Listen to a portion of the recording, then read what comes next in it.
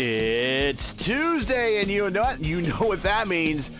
It's a great day for racing, so let's play two. It's IndyCar Doubleheader 9 on iRacing at Atlanta Motor Speedway. Hello again, everybody. I'm Gary Gonzo. Welcome to P1 Broadcasting signature presentation of Round 5, Week 5 of Season 2 of 2025 of the IndyCar Oval Series Tuesday Night Top Split, coming to you from New Atlanta Motor Speedway, presented by Topia Systems, a cornucopia of brains in the booth with me here tonight. We have Justin Petschauer back. Good to have you back, buddy. We also have Nick Sudik, who is joining us in the booth once again, making his kind of pre-WrestleMania appearance before he disappears after a while when he strikes it big in the Open Series. And we'll have Mark Murphy joining us a little bit later as too. We might even see Stevie Larkamp later tonight. We shall see, but welcome everybody. We are lining up, getting ready to go racing. And we got some barn-burning speeds out here to bring you up to speed with, no pun intended. Get on into this thing. Speed? Barn-burning speeds, yes. I would call them blazing hot speeds, with how hot it is right now, track temperature-wise here at Atlanta. 115 on the track temp. There it is, ambient 78.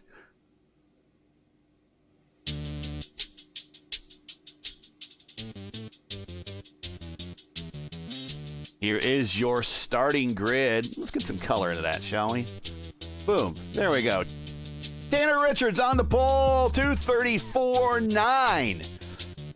That is faster than the pole speed in Indianapolis.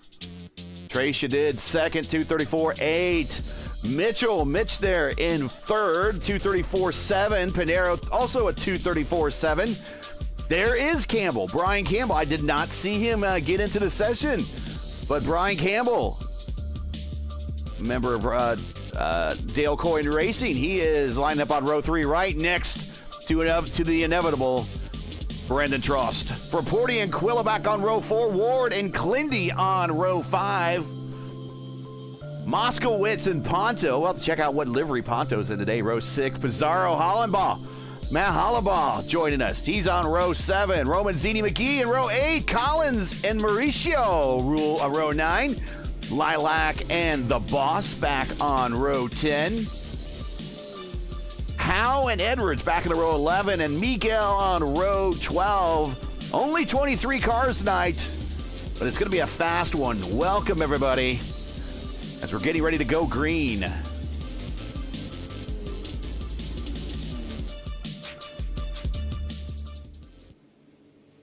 There's only a few places these cars cannot run at any given time safely. This track in this condition in the real life is not worth it, but this is the one beauty that we have. We can bring this kind of action to you live here in the sim, and I'm really looking forward to it. This is always a treat. If you haven't seen this before, this is going to be a wild ride, folks. The pace car bounces off the apron, going green. Richards getting a run. Green flag in the air. Here we go. And we're already wrecking Pinero into the wall at the quad oval.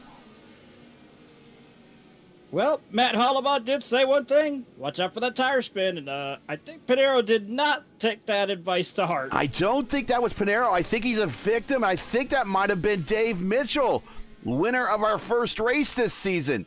And the interesting thing is now, is this going to cause a timing and scoring snafu? Did everyone get past the start-finish line before we went caution?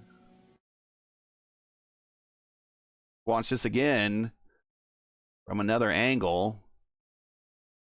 And we're watching the car on the outside of row 2, or on the inside of row 2. Oh, yeah. And he spins the wheel. He catches it, and then bang, right into the side of Pinero. Pinero didn't even know it was coming. The best thing here is that most of the field not up to 100% speed yet is Hollenbaugh. Oh, he has the nail. He has to thread the needle there. McGee threads the needle. Well, Mitchell did say that he started in map 5 to at least help alleviate that tire spin. Guys, I'm just going to say this. Didn't help. Yeah, for those who don't know, map 5, you have 1 through 8 on your fuel, full rich, full lean dial. So 1 through 5 are your race settings, your normal race settings. 1's full rich, 5's full race pace lean. You have 6 and 7, which is kind of a butterfly effect with the throttle, a little aggressive at the start or the beginning or at the end.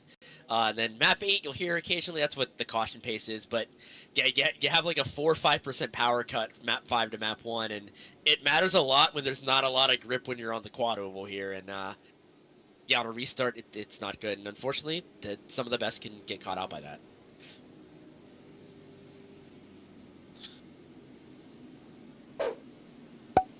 And do we have anyone? Normally, Hollenball is in the waiting room, and he is not. But we would bring him up here to get his thoughts on that one.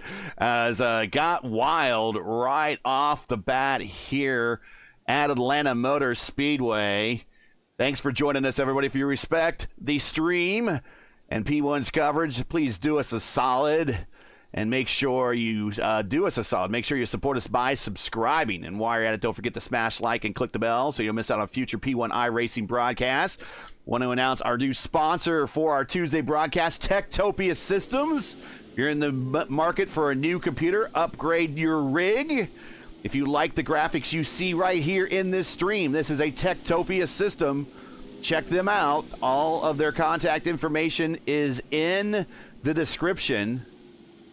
They make high-quality systems for this high-quality type of racing you want to do. If you like graphics, you like high frame rates, you want to check out Topia Systems right here, Central Indiana company. They will ship your system anywhere. If you're interested in getting one, just check out the information in the description. Topia Systems will be the sponsor of the IndyCar Tuesday night top split here for the remainder of this season and for sure next season. So we welcome them on board.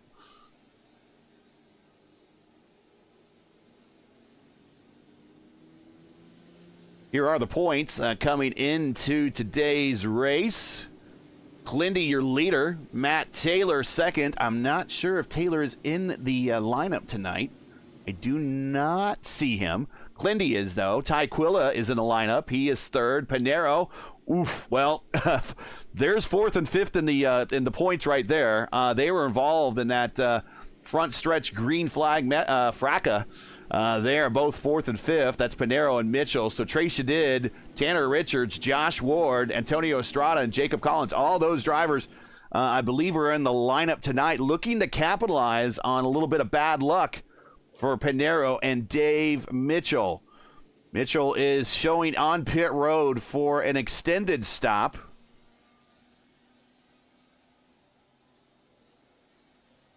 He is also 1 lap down right now. Panero is back underway. He has rejoined the field. He did have some damage. He did come to pit road for about 37 seconds. Getting ready to go green. We are under the control of Tanner Richards, Trace Shadid, Brendan Trost, and Brian Campbell and Josh Ward, your top 5. Getting ready to go green here. Race 1 of our Tuesday night meme race doubleheader, and the memes are writing themselves already. But here we go. Green flag in the air here at lap 5. We're back underway here at Atlanta. Already a good start after what happened when the field took the green flag as they go through turns 1 and 2. Already a number of guys that are spaced out evenly here with a couple of cars going side by side. They want to be careful, though, as they come off of the corners, because at times the changes coming off of the corner, whether it be turn 2 or turn 4, can be so abrupt it can catch you off guard, especially over the course of the run as the tires wear. And here we go to complete lap number 5, coming on to the lap number 6. Everyone setting fast laps, including Panero that time by. He just one-upped everybody at the back. Here is Brendan Trost looking on the low side, going down the backstretch into 3. Richard slams the door on him. These two have raced each other a number of times as Trost gets it sideways in the quad oval, goes underneath Richards, and he's going to get the position. Brendan McGee, purple lap, 237. Panero, 238. Like Fast and Furious through that quad oval with Trost. What a move. Wow. Trost knows how to get the job done, whether it be in a controversial way or not. But in that instance, he took advantage of an opportunity, and that was the draft from the car ahead of him. That was Tanner Richards. The inevitable Brendan Trost. Oh, Pinero is mad. I'm sorry to me to cut you off. Pinero mad in the back. Guys, 239.2. Wow. I was going to say, Trost is a gamer, man. Oh, contact there with the wall. Coming up on turn 4 there, I can't see who that was. I think it was, yes, it was Brian Campbell. He got a little too close to the wall coming up on turn 4 there, and it looked like he brushed it. No harm, no foul, though, as he's still maintaining with the pack here as they go through 3 and 4. He is flanked by 2 teammates. He's got Clindy in front of him, Ty Quilla behind him. Another car that bounced off the wall in the middle of 3 and 4 was Matthew Ponto. He got caught up in dirty air. He got up into the dirty area, aka all the marbles and stuff up on the high side, bounced up off the wall, and he is dropping back almost like a rock here. But here's Pinero moving forward.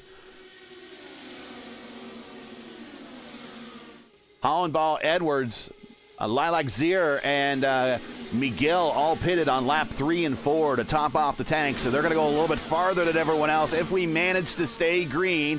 Now here's Pinero looking at the back end. As we watch him, we're really jockeying for position up front here. Yeah, Antonio Estrada here between 16th and 17th. Matthew Ponto and Antonio Estrada, the boss man, got way too close, and they almost touched tires coming up on turn 2 that previous lap. Oh, contact, there it is. Moskowitz in the Quilla coming off the corner. Oh, and over. More cars involved. We got Lilac in there, Moskowitz, Jacob Collins, another Jeremy Miguel. bad Indy to a night for him. Jeremy Miguel sliding all the way over on the roll bar. He launched off of Lilac Zier as they came off of turn 2 there. We'll see what happens to Moskowitz as he's in the high lane, and here is... He gets contact from the Marlboro car, and that's a non-regular in the top split, but making a start here. And then poor Jacob Collins, just no place to go. Oh, jeez, and everyone's just flying into the wall. This is madness. I thought this was Sparta. No, this is Atlanta. I'm trying to see who that was. That might have been Mauricio, Gabriel Mauricio, in the Marlboro Team Penske livery. You see right here, maybe a little bit of netcode involved here. Yeah, netcode, but in the neighborhood of Moskowitz. Quilla somehow runs through that. Looks like Pinero was in contact with, was that Roman Zini? Yeah, Roman Zini was in that as well. So about 6 cars involved. And here comes Fraporti at the tail end of the field, kind of running into this thing. And he even had to lock it up, and he had the full length of all of 1 and 2 to slow down and see what was going on there.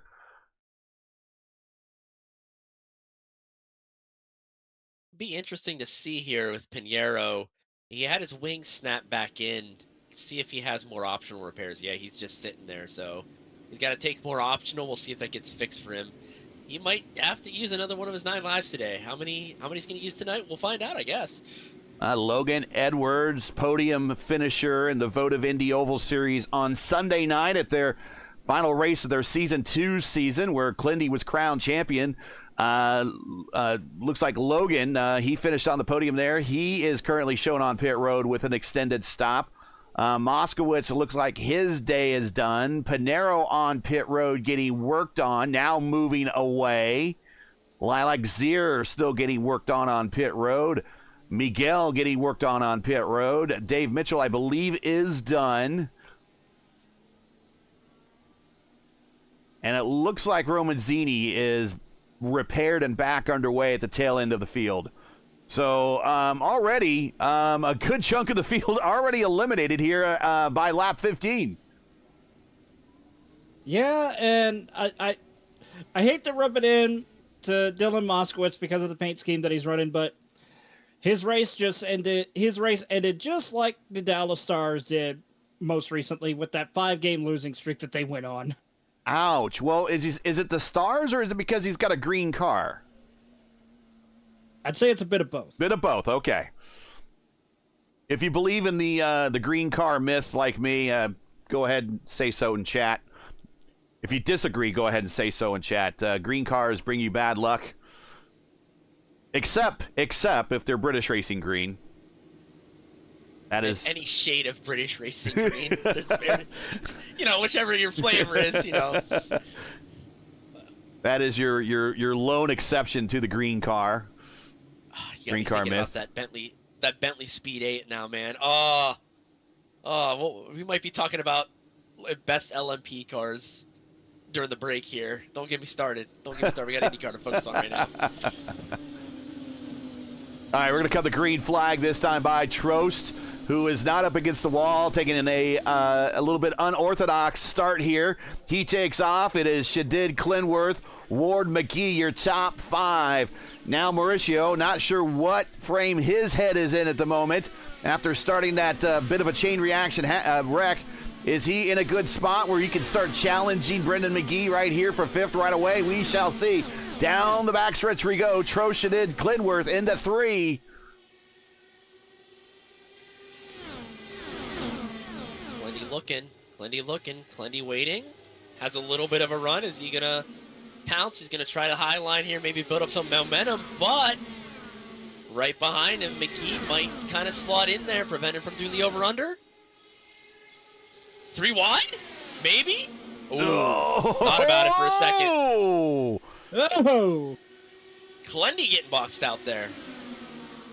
Clindy, we're about halfway through this season. He is the points leader of the Oval Series, and he has been the annual bridesmaid, but never the bride in the Oval Series. And now he knows he's the points leader. Maybe is there a little thought there of backing out and fighting to at least see another lap? Does old Clindy send it, you think? I don't know. You gotta think about those points.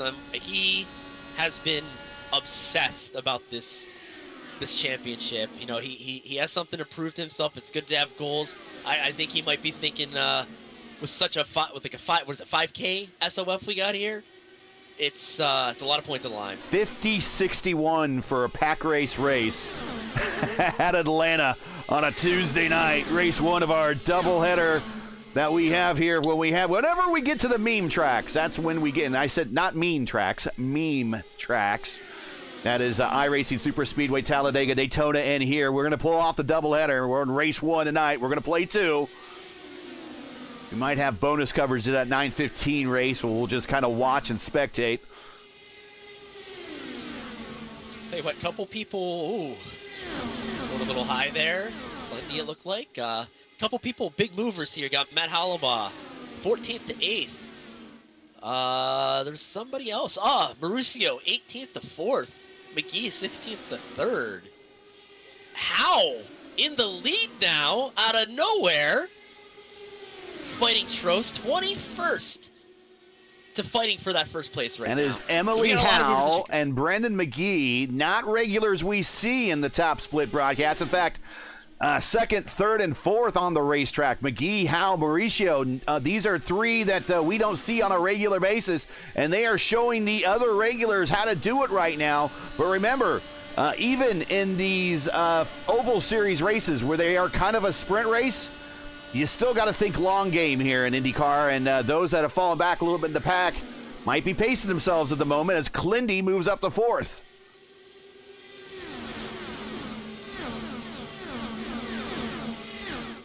They're getting scrappy up there. They're already starting to get scrappy again up there. They settle down for about 2 or 3 laps, but you got guys, you got Matt Hollabaugh back here. You got other folks like Pizarro, Estrada, even Pinheiro, who has somehow, again, fixed his damaged race car. Just kind of waiting and seeing it and probably waiting for the inevitable. I think everybody else here is waiting for the inevitable.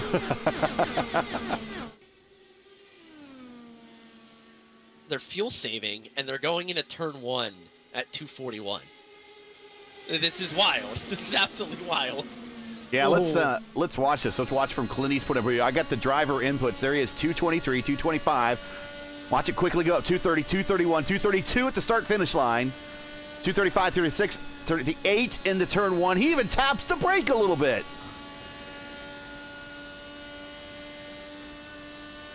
I wonder if that's trying to get that front loaded there. 239 into 3. Oof.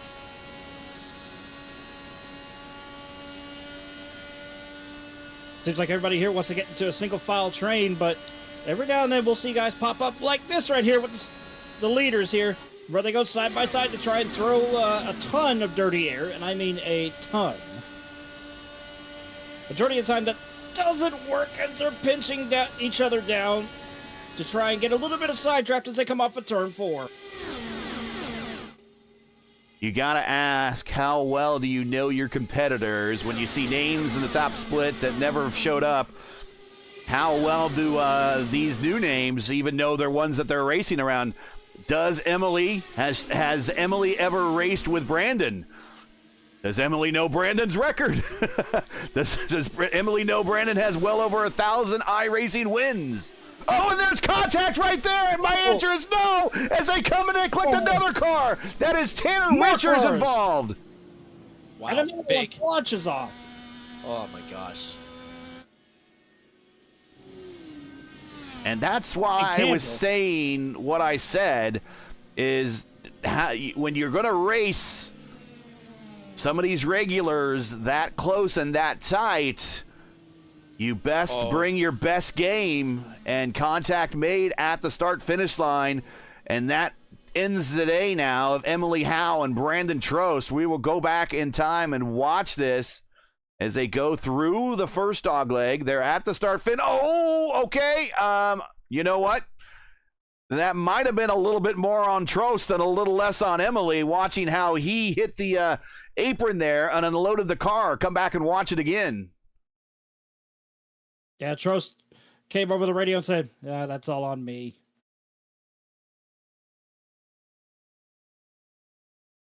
That's disappointing. Yeah, Emily, I know, has been around here a couple other appearances during the during this season, especially. But yeah, God, you have that happen to you. It's not malicious.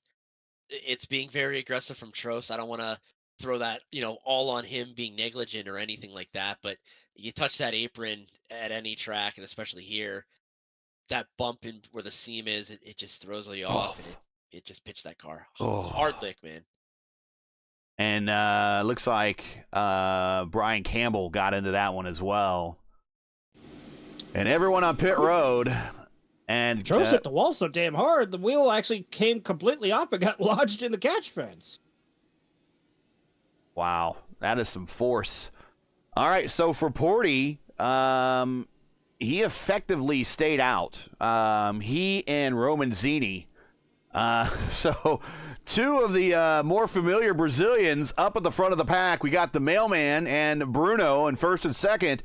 McGee hit pit road along with everybody else. He came out first. Mauricio is now in fourth. Clindy maintaining a spot in the top 5. Trace Shadid is in 6th. Josh Ward 7th.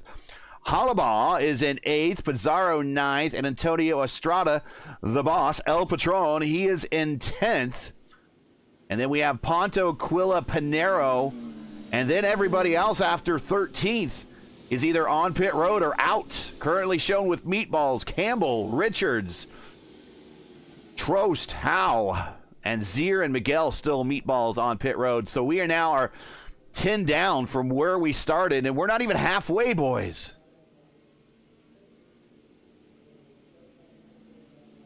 That is the nature of this track, man. We were talking about it pre-race. It's a lot of excitement, but man, just a little moment can be catastrophic for everybody. And hate to see that, but hopefully they come back the next time slot here coming up. So we got a couple more people coming down pit road. And before we go, Green Tech Topia Systems is proudly sponsoring The iRacing IndyCar Oval Series Tuesday night top split. Topia is where quality and affordability go full throttle. From custom rigs to powerful pre-builts, Topia delivers top-tier performance without all the sticker shock. Built with premium parts and backed by a team that really cares, every system is tuned for gaming greatness. Topia system built right, priced right, game on. To learn more, check out their links in the description. Proud sponsors of the Tuesday night top split here on P1. Getting ready to go green. Make sure to smash that like button, subscribe to the channel if you've not done so already. And if you feel is so inclined, also check the link to our GoFundMe campaign link in the description and donate to our broadcast.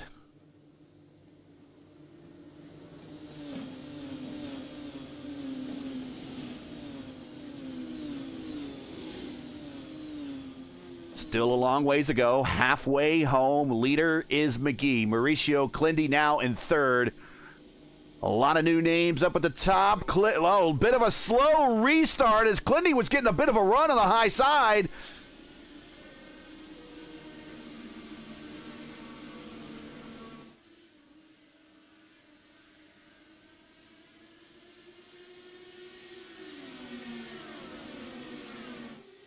That was a little bit of gamesmanship there, but I think he did it that way he didn't spin the tires and cause more chaos. McGee, Mauricio, Clindy, now your top three.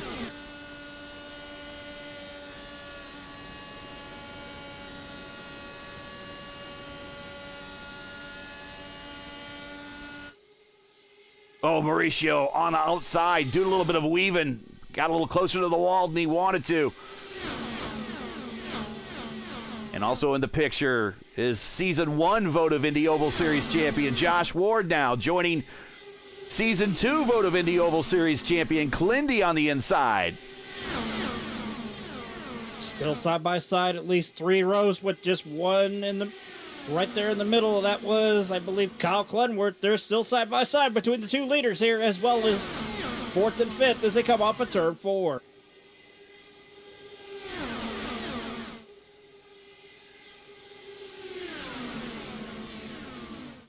Brandon Trost checking in from the medical center online. I learned a lot different than last time we were here. Yes, definitely. I've been hearing that as well.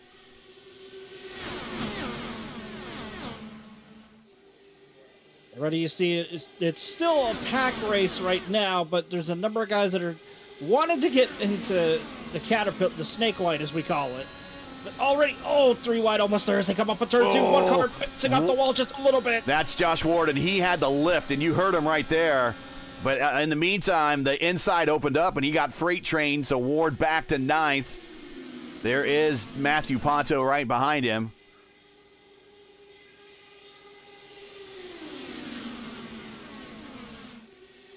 Mauricio's gone to the high side, trying to get that pass complete on McGee, and I don't think the high side is going to come into play here.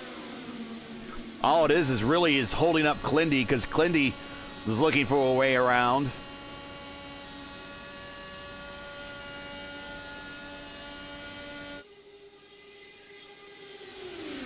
And these things are going so fast through the double dog legs on the front stretch. You watch when they turn that wheel.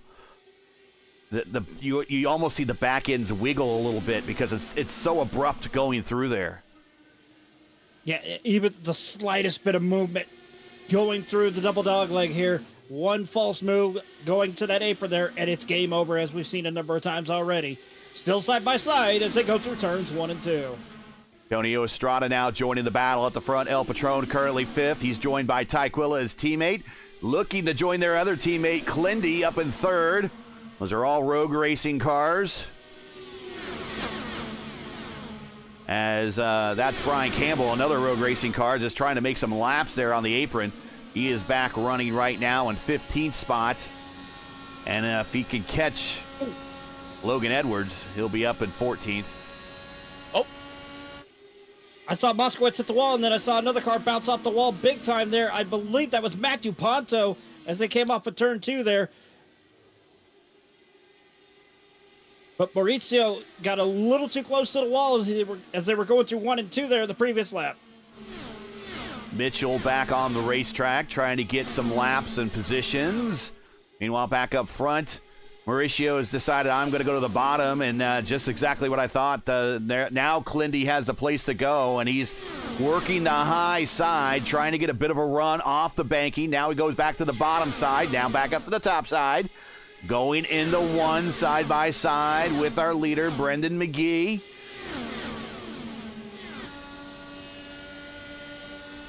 Look at the run on the high side. Clindy got, oh, he almost cleared him. Oh. It's close. I was gonna say we got a couple drivers starting to clean up some netcode issues. Might see a little bit of spacing. I say that we almost go 3 wide. And almost look, lost the front wing clip there. And look who's in fourth, everybody. Da-dun. Da-dun. Dun, dun, dun, dun, dun, dun. Listen, when he got wrecked, you saw the lap times. He was driving, seeing red, man. He was on it, and then he got in that incident. But listen, Adriano. We've said this before. I've said this in interviews, thanking him. He is one of the very best we have, both as a community member and as a driver. So this is going to be entertaining to watch. See what kind of chess moves he can pull off. See if he can kind of make his way to the lead. Yeah, he is a 2-time and defending champion of the Warriors for Peace IndyCar Series in the Elite Racing League. And there goes McGee as he just turns his wheel. Oh, and he goes into El Patron. And Clindy is damaged. What? Oh, and he clipped him, and he gets wrecked again. What in the heck happened?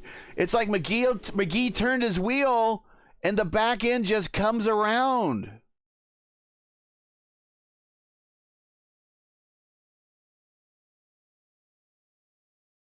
What happened? Did he grab an apron? No, he just turns the wheel, and it just goes loose. And then he comes up the racetrack, and there, oh. And then it's still happening behind him. You know what I'm wondering might have happened. So if you run it back, McGee was sliding really, really badly through both dog legs in the quad oval.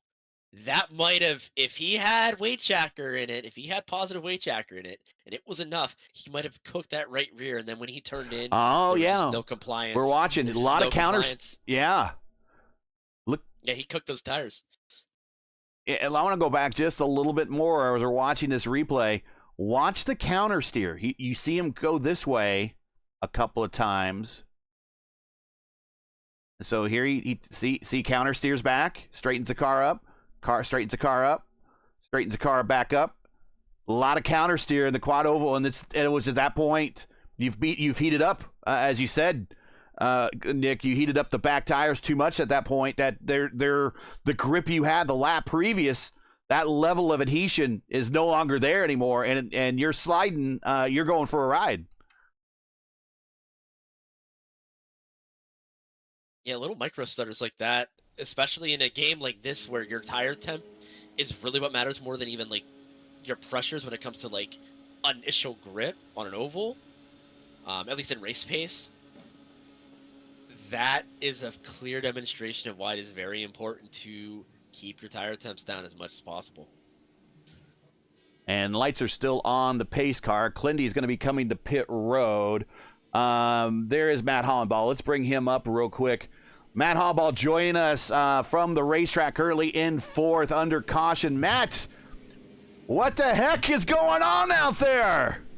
Well, I'm killing your co-commentators is what's happening there. Like, he just wasn't on my screen. That we're going too fast for the internet right now, and it's like it's an incredible thing. But yeah, when that wreck happened on the apron, I was just trying to get by, just getting the loud pedal and just survive, and then suddenly Clendy was just in my lap, and I'm like, ah, god dang it. But yeah, I think it was Clendy that made the joke in the Indy Discord saying something about this freaking sucks. Actually, I'm paraphrasing, and it's literally the coolest thing ever. It is among one of the coolest things you can do in the sim. This is incredible. The racing here is just, it's nuts. Like it's a shame the internet can't keep up. Again, the internet can't keep up with how fast we're going, and it is so much fun. Well, best of luck now. Clindy had to come to pit road with the meatball. I think his day is going to be done here. You picked up third spot, but you still have to get around a guy that you have something in common with. You're both former Elite Racing League IndyCar Series champions, so you still got to get around the reigning and defending one in Adriano, but you're in a good spot coming to the green flag. Best of luck. This field is getting smaller and smaller. Yeah, I can't believe I'm still one of them. But yeah, good luck up in the booth, guys. Yeah, Matt Hollenbaugh in third spot. Hollenbaugh in that OMF blue and white pinstripe, the Shelby stripes there. And definitely check out the OMF Foundation. Search them up on Google. It is a worthy foundation and worthy of your donations. Check them out. Matt Hollenbaugh in third. Tracy did fourth. Ty Quilla now in fifth. All those rogue racing guys that were all up in the lineup now, I think it's pretty much Ty Quilla. It's the only one left. Green flag. And green flag in the air. And again, a slow restart, and no! I cut away Mauricio at the line. Oh, my goodness, I'm going to have to watch that again. I cut the camera away. I thought I wasn't in sync because he brought him down so slow, so I hit the resync button and it chose another camera. I'm very sorry about that. It is just a very, very slow. He's not even going in the restart zone.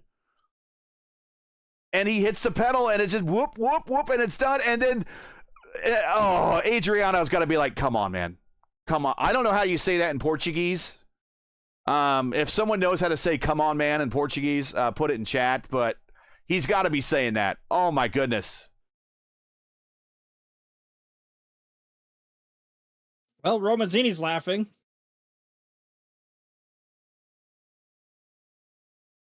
So watch, this is kind of the restart zone where the Geico is. That's more of a stock car thing, but we're supposed to go there. You could go a little bit earlier in IndyCar if you want, and he lights him up. He goes late, lights him up. But he's got to be thinking, for crying out loud. Jeez. Oh, my goodness. Guys, did we pick the right night for a meme race? Is there full moon? Full moon was a couple days ago. It's the lingering remnants now. And after just talking with him a second ago, Matt Hollenbaugh, former champion of the Elite Racing League's Warrior Trapeze IndyCar Series, is now your leader. Tracy did second. Ty Quilla is in third. Pinero coming to pit road with a meatball. So the mailman now is up to fifth. That is for Porty. Romanzini is in fourth. Josh Ward, who we saw had to lift a couple of laps ago and then got freight trained, he's sixth. Pizarro is seventh. Matthew Ponto is eighth. And guys, this is now officially a kart 80s era kart race. We only have 8 cars running here at the end, and we're not even, we still have 23 laps left. Unfortunately, those old kart races were based on reliability and pushing Right. the equipment to the maximum. Typically, they're not caused by going 241 miles an hour into a corner and then losing control, or going 52 miles an hour and losing control. You know, either way. But we're not going to talk about the US 500. Anywho. I mean, you could also say it's probably one of the early IRL races. Or at least a few of those turned into a wreck fest. Some of Dover. them were, I have to go back and look and see how many, I think 13 cars finished each of the Dover races. And the only reason I looked that up is I wanted to see how many cars finished the 69 race that they had there the very first time. And it was like the same number, and I was like really surprised that even back from the 60s when USAC ran at Dover, it was virtually the same number of finishers when Indy Racing League returned, some 30 years or so later. But 24 to go, now 23 to go at the line. We do have 8 cars on the lead lap. We have a number of cars, though, beyond the lead lap that are still out there turning time. One of which is Logan Edwards. There he is. He is 1 lap down. He is in 9th. And let's see, we got Brendan McGee. He is back and repaired. He is 5 laps down in the order in 13th. He will pass Clindy here shortly after the restart. Clindy has been DQ'd, but he was probably going to be... and Brendan McGee picked up a black flag, too, no less. I don't know if he passed someone under caution. Clindy's been DQ'd, probably because he had a damaged car and didn't answer the meatball in time. You have 5 laps normally to answer the meatball, or is it 3 laps? I thought it was 5, but I've been told it's 3. So Clindy might have exceeded that, and they went ahead and DQ'd him.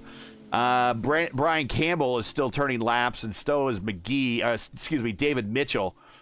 Campbell is 9 laps down, and Mitchell is 19 laps down. They might be able to make up some spots if they just keep the wheels turning. But we're going to go up front. We're going to restart here at 22. Hollenball, Shadid, Quilla, your top 3. Here we go one more time.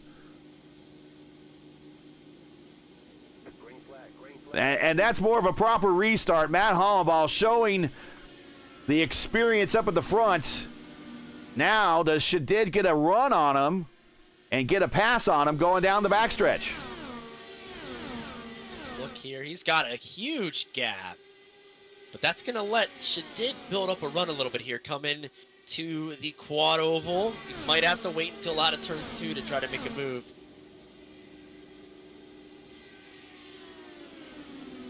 And if you're just joining us, you're watching P1's coverage of round 5 of 12 of the IndyCar Oval Series Tuesday Night Top Split, presented by Topia Systems, coming to you from New Atlanta Motor Speedway, where currently Matt Hollenball leads with 21 here to go. Make sure to smash the like button, subscribe to the channel so you'll miss out on the next race. Next race for us is tomorrow night, the Horizon IndyCar League, 8 p.m. Eastern Time. Murphy and Ryan Eric King will be calling the action there.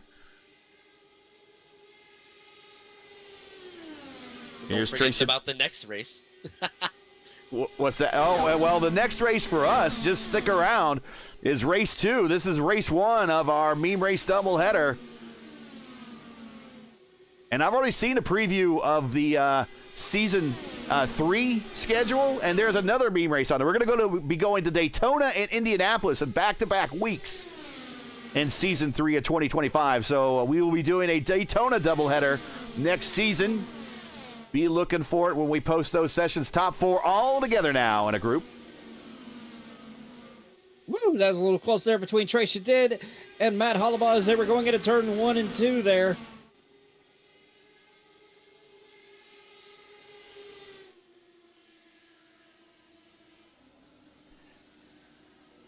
Trey Shadid just trying to find at least a little bit more clean air. That way he could utilize the draft just a little bit better, but it's not enough. He needs somebody up in front of him besides Matt Hollenball, though. That second group's going to be on him by the time they get to turn 3.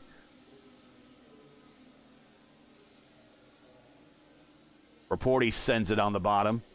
The mailman never disappoints. And I believe that's Pizarro behind him, if I'm not mistaken.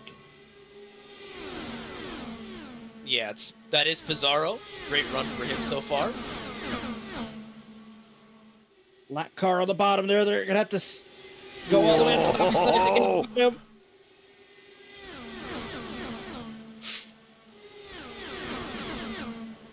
Ooh, still close there. That's not the smart thing to do there. If I were, I believe that's Brendan McGee, I would go to the bottom there. I would just hang out on the apron there and just let him go by.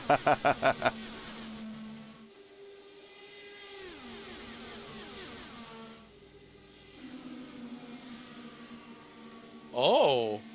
Oh my. We got some beef in the comms. You can't hear it in the broadcast chat, but let me tell you,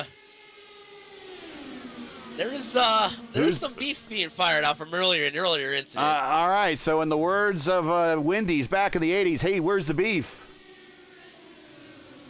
Who's beefing? Give me one of the drivers. We got Trace. We got Trace waiting. We got Trace and Brendan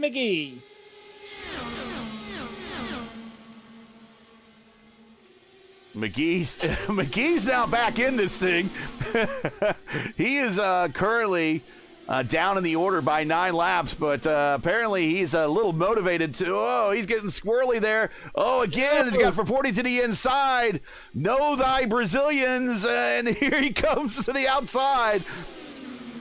Now, in fairness, by the letter of the law, Brendan McGee is doing nothing wrong. He is actually gained a spot since coming back onto the track. Right, so yes. It is well worth it for the I rating, for the safety rating, and, for experience. So, no tea to him, but when you're racing for the lead and you see a lapped car, it makes you really anxious when you're getting down to the last 10 laps. So this is going to be quite a finish, I feel like, though. Oh, contact. Ooh, yes. They're still scrambling behind. Now, this place is nothing like even when IndyCar first came here and when IndyCar returned here in the early 2000s. This used to be, if you remember, 1.5 miles straight up oval. And Rick Mears, I'm looking at Rick Ravon in chat. That's his hero. Rick Mears was the king here. He had 5 wins. In fact, he's the all-time wins leader here at Atlanta. Oh, McGee just giving the business to Shannon up top. Oh, my goodness. Oh, this is what I'm worried about, though. Yep. This is what I'm worried about, because something fired up Trace. And I know Trace usually has a cool head, so we're going to see how this plays out, but it is going to irk him. Trace is not a big talker. He likes these draft tracks, though. He's won one of our races at Talladega before that we broadcasted. In fact, Rick Mears really dominated this place so much he holds the USAC and kart track records here. The existing track record, which is under the old configuration before they came back and made it Plate Atlanta, is Billy Boat with a speed of 224.1.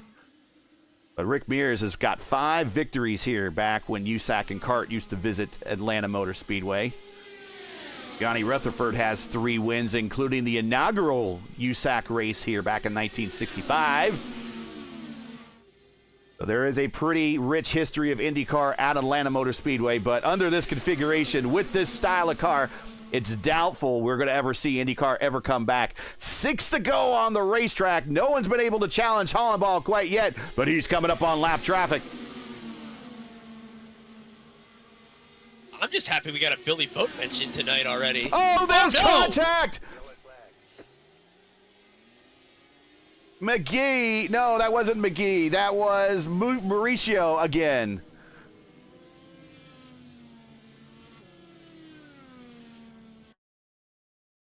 What happened here? What just hit? Oh, apron bad. Oh, and how Tracia did morph through that, and how Pizarro did the exact same thing is beyond me. Oh my. Well, what was it Matt Hollabaugh said? We're racing so fast the internet cannot keep up. But man, that was a hard hit. Watch this. This is from Josh Ward's point of view. Go to the Robbie Gordon cam here. And watch as McGee goes to the red line here. But actually, that's Suzuki, not McGee. That's Mauricio. Yeah, there he is. Oof.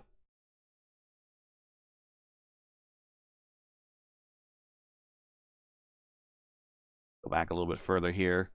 Again, we're watching this car right here. He gets down to that red line, apron bad, bang, into the wall. That would have been feet first at 220 plus miles per hour in real life. That would have been a devastating wreck. A completely devastating wreck. A testament to the safety of these cars we have virtually here. That's wild. Not to mention the improvements in track safety with the safer barrier. Of course. Of course. There would probably be a hole in the safer barrier on that one. Yes. We'd probably have to go red flag, and they would probably have to repair that in reality. That's probably what we're looking at. Make sure to stick with us after the race. We'll do our post-race interviews, as always. Then we'll take a small break and we'll come back for race 2. We are not going to make the 9:15 start. That is starting now. What we might do is come back to the 9:15 race for a little bonus action. We'll sit here and have a conversation and watch things develop.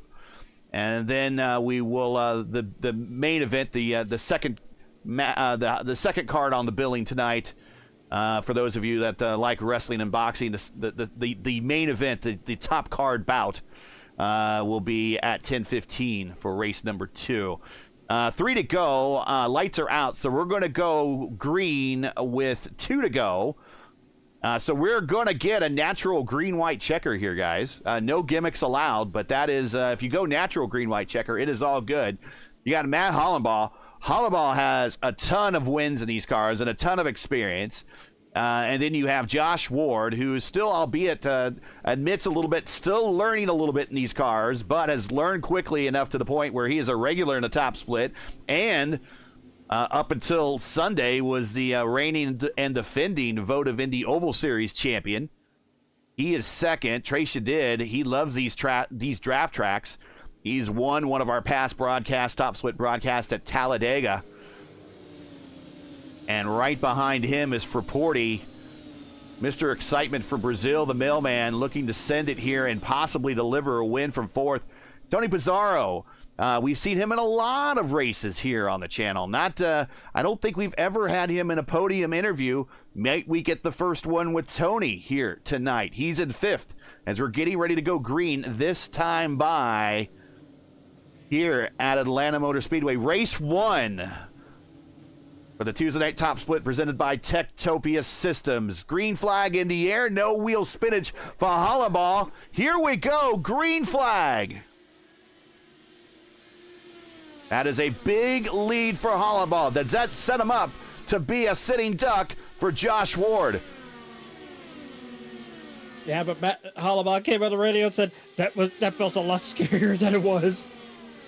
Hollenbaugh has going to try to set the mood. Hollenbaugh has a 0.3 of a second lead going into 3, but watch this number close up.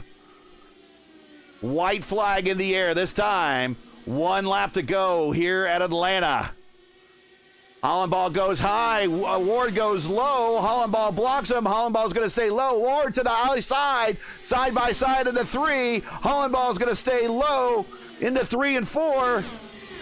Out of 4, Hollenbaugh goes to the bottom, and Hollenbaugh looks like he is going to win on the top split. He finally got it. Attaboy, Matt. Way to go.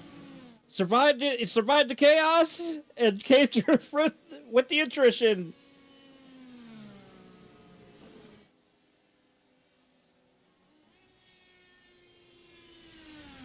Wow. Incidents aside, that was a pretty darn good race when we were green. Like, for real. The racing itself was really, really, really good. Is this Matt Hollenbaugh's first win? On the top split broadcast, yes. Wow. Well deserved. Since he's your former teammate, we're gonna let you do the interview. Teammates, former teammates. Is this how it's gonna play out? Yeah. Matt Hollenbaugh is your winner by 0.053 of a second over Josh Ward. Trey Shadid in 3rd, Fraporti 4th, Pizarro 5th, Ponto 6th, Roman Zini 7th, Ty Quillback in 8th, Logan Edwards 9th, and Brendan McGee in 10th. Brian Campbell brings a broken car home 11th, Mauricio in 12th, Dave Mitchell 13th, Clindy 14th, Pinero 15th, Estrada 16th, Tanner Richards 17th, Trost 18th. It's like a who's who in the community from 13th down to 18th. Emily Howe making their first start in the series comes home 19th, Jacob Collins 20th, Moskowitz, whether it be the Dallas Stars car or the green car, comes home 21st. Zier, Lilac, not a race that they want to remember, back in 22nd, and Miguel coming home in 23rd.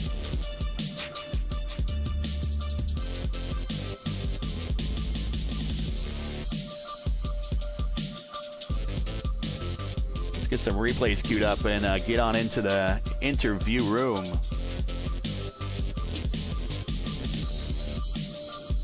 And we'll be talking with Trace first, who does so well at these drafting tracks.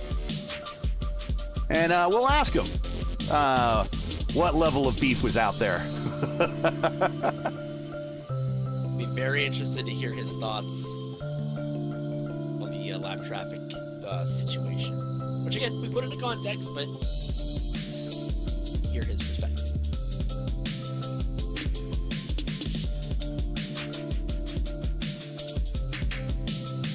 All right.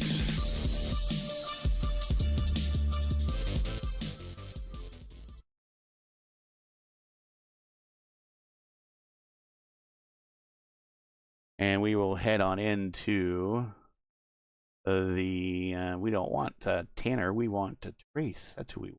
There he is. Trace, there we go.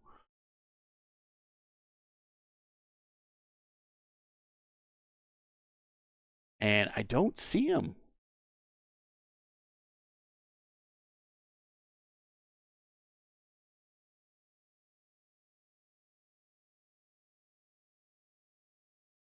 So we'll go ahead, and if he shows up, we'll bring him up. We'll go Josh Ward first here. And here we go.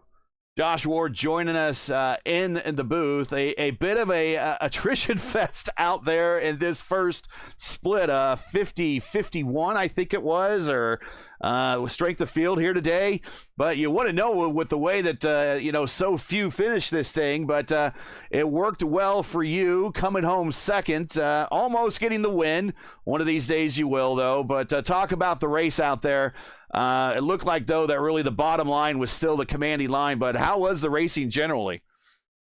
Yeah, just like you said, it was attrition from lap. I don't know what lap it was for the first third or half of the race. I just kind of put it in map 5 and then backed up. I didn't want to be part of what was going on. Come from stock cars, and I ran Talladega, and that is exactly what I thought was going to happen. So. Yeah, I got kind of lucky just to try to avoid all the wrecks and push through. I think the strategy to take some extra tires in that last caution and just kind of get behind the field was one thing that really helped a lot. Any close moments out there during this race? Looks like everybody might have had some sort of moment one time or another. How about you? More than I can count, yeah. It was a lot more fun than I thought. I thought it was going to be kind of wide open and really, there were a lot of times we were just completely out of the throttle. So, it was a race of attrition, but you actually still had to drive the car and, maintain throttle control and tires and everything, which was a lot of fun. Are we going to see you in the next race, or are you done for the night? No, I'm going to bed. I don't. I'm gonna take my points. And, take my points and go home. Well, I don't blame you at all. Any shout outs, friends, family, sponsors you want to say hi to before we let you go? Yep. Votive Racing League guys. They run a great league over there. So if you're watching this, just go check them out. All right, Matt, that's Josh Ward, second, almost your winner tonight in race 1 here of our 2-race doubleheader as we're at New Atlanta Motor Speedway. Congratulations, and we'll catch you at the next one when we next week where we are going to be at Legacy Phoenix. So you like Mile Oval, so we probably expect to see you do well there. So we'll see you in a week. All right, thank you. Yeah. And here he is again for the second time today, Matt Hollenball. So, Matt, everything changed for you after our interview last time we spoke, because when you were going the green flag that time by, the leader spun his wheels, Collect Adriano, and voila, you are the leader. Surprise, surprise, surprise, as Gomer Pyle used to say. And then you just held the lead for the rest of the race. Talk about it, man. Just kind of fell into your lap a little bit, but you can't ask for much better things to happen. Like, brothers, my hands are shaking. I can't believe I survived. I can't believe I survived just not just that instant, but the rest of this race. Like, the wheel spin was crazy. Like, coming to that final restart, guys, I was panicking. I was telling everyone behind me, hey, watch out. I've never restarted on tires this old, and I've spun out on newer tires. So just please just, oh man, I can't believe I held on to that. I don't even know what to say. Just thank you to OMF. Just hi Doug, hi teammates. Oh man, this feels good. Go ahead, Nick. Matt, I'm in the booth. I don't know if you knew that. I did see that. I'm very, very happy. I got to call, I believe, your first victory, at least in this format of the broadcast, the fixed oval broadcast. So, congratulations, my friend. Thank you very much. Two very important questions. One, were you scared that Josh was gonna do the over under on you? Get to the white line before you got back down there in turn 2, last lap. On the last lap, no, I was keeping an eye on my mirror the whole time, and I was always going to cover it. Okay. Yeah. All right. Second, per tradition with friends, teammates, and ex-teammates of mine, what is your favorite ice cream? Oh, this could be controversial. Like, I like cookie dough. But I'm gonna have to go with vanilla because that's what Hamilton. What Hamilton said. So Hamilton literally said vanilla. Okay, go ahead. Everyone uses vanilla as just an analog for boring. Everyone that does that needs to, pardon my language, shut the hell up. Vanilla doesn't deserve this. Okay. Okay. All right. Well, hey, get yourself. You're not my dad. You can't tell me to shut the hell up. get yourself. Go to the store. Go to the store. Get yourself a nice. I got vanilla here. Oh, there you go. Yeah. Eat up, man. Or you're gonna join us. You're gonna join us in the next one. No, actually, unfortunately, I got work, but I'm gonna be celebrating. So, like, yeah. Oh man, I'm happy. Hey, right, no good. victory milk, but it sounds like we're getting victory ice cream, which is a pretty darn good analog. So congratulations, Matt. It was good to finally. I'm happy I got to call your first win here on the Top Split broadcast that we've done. So very happy for you. Congratulations, everybody! Check out the OMF Foundation online. Send them a donation on behalf of Matt's big win here. Yeah, we'll definitely shout out Dougie there and all you and your teammates. We appreciate seeing you here in the Top Split race. Congratulations on the win, and please enjoy this one. I shall. You guys have a good next broadcast. We shall as well. Take care, Matt. That is our winner in race 1 here. So what we're going to do here is I'm going to bring up the B-roll. Do we want to watch the 9:15 race in progress and just kind of let it go and comment, or do we want to take a break? What do you guys feel like? I'm thinking maybe take a tiny little break. Yeah. Run some B-roll. Put up be back in 15 minutes. We can make a little podcast about this in the meantime. All right, right on. So we got exciting stuff. We got the 600 coming up. We got the PRI Hoosier 500 to talk about. We got again the Bentley Speed 8 to talk about. We got the iRacing 500s to talk about too. We got a lot. Maybe we got real world racing to talk about too. All right, so that's what we're going to do. We're going to take, shall we come back at 9:35, just a little bit, 8 minutes from now, or make it 9:45? You can do 9:35. All right, we'll do 9:35, so we're going to take a little bit of a break. So what I'll do is I'll do this, boom, intermission. Yeah, I was prepared. And we'll go ahead and mute our mics here and allow everyone to take their little breaks. We'll be right back in about 7 minutes or so. But stay tuned. Don't go anywhere. Race 2 on the Monday night. Not Monday night. That's the old one. The Tuesday night Top Split broadcast sponsored by Topia Systems. We'll be right back with the race number 2. Don't go.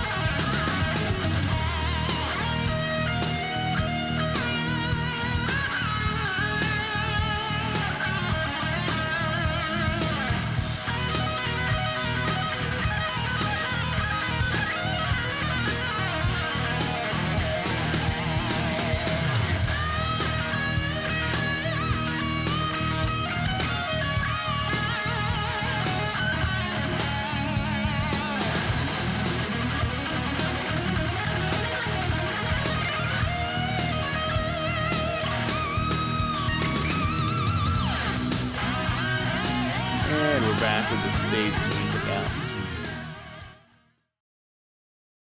So, what do you want to talk about? Thank you, Gary, Cody Rhodes, Godso. Appreciate it.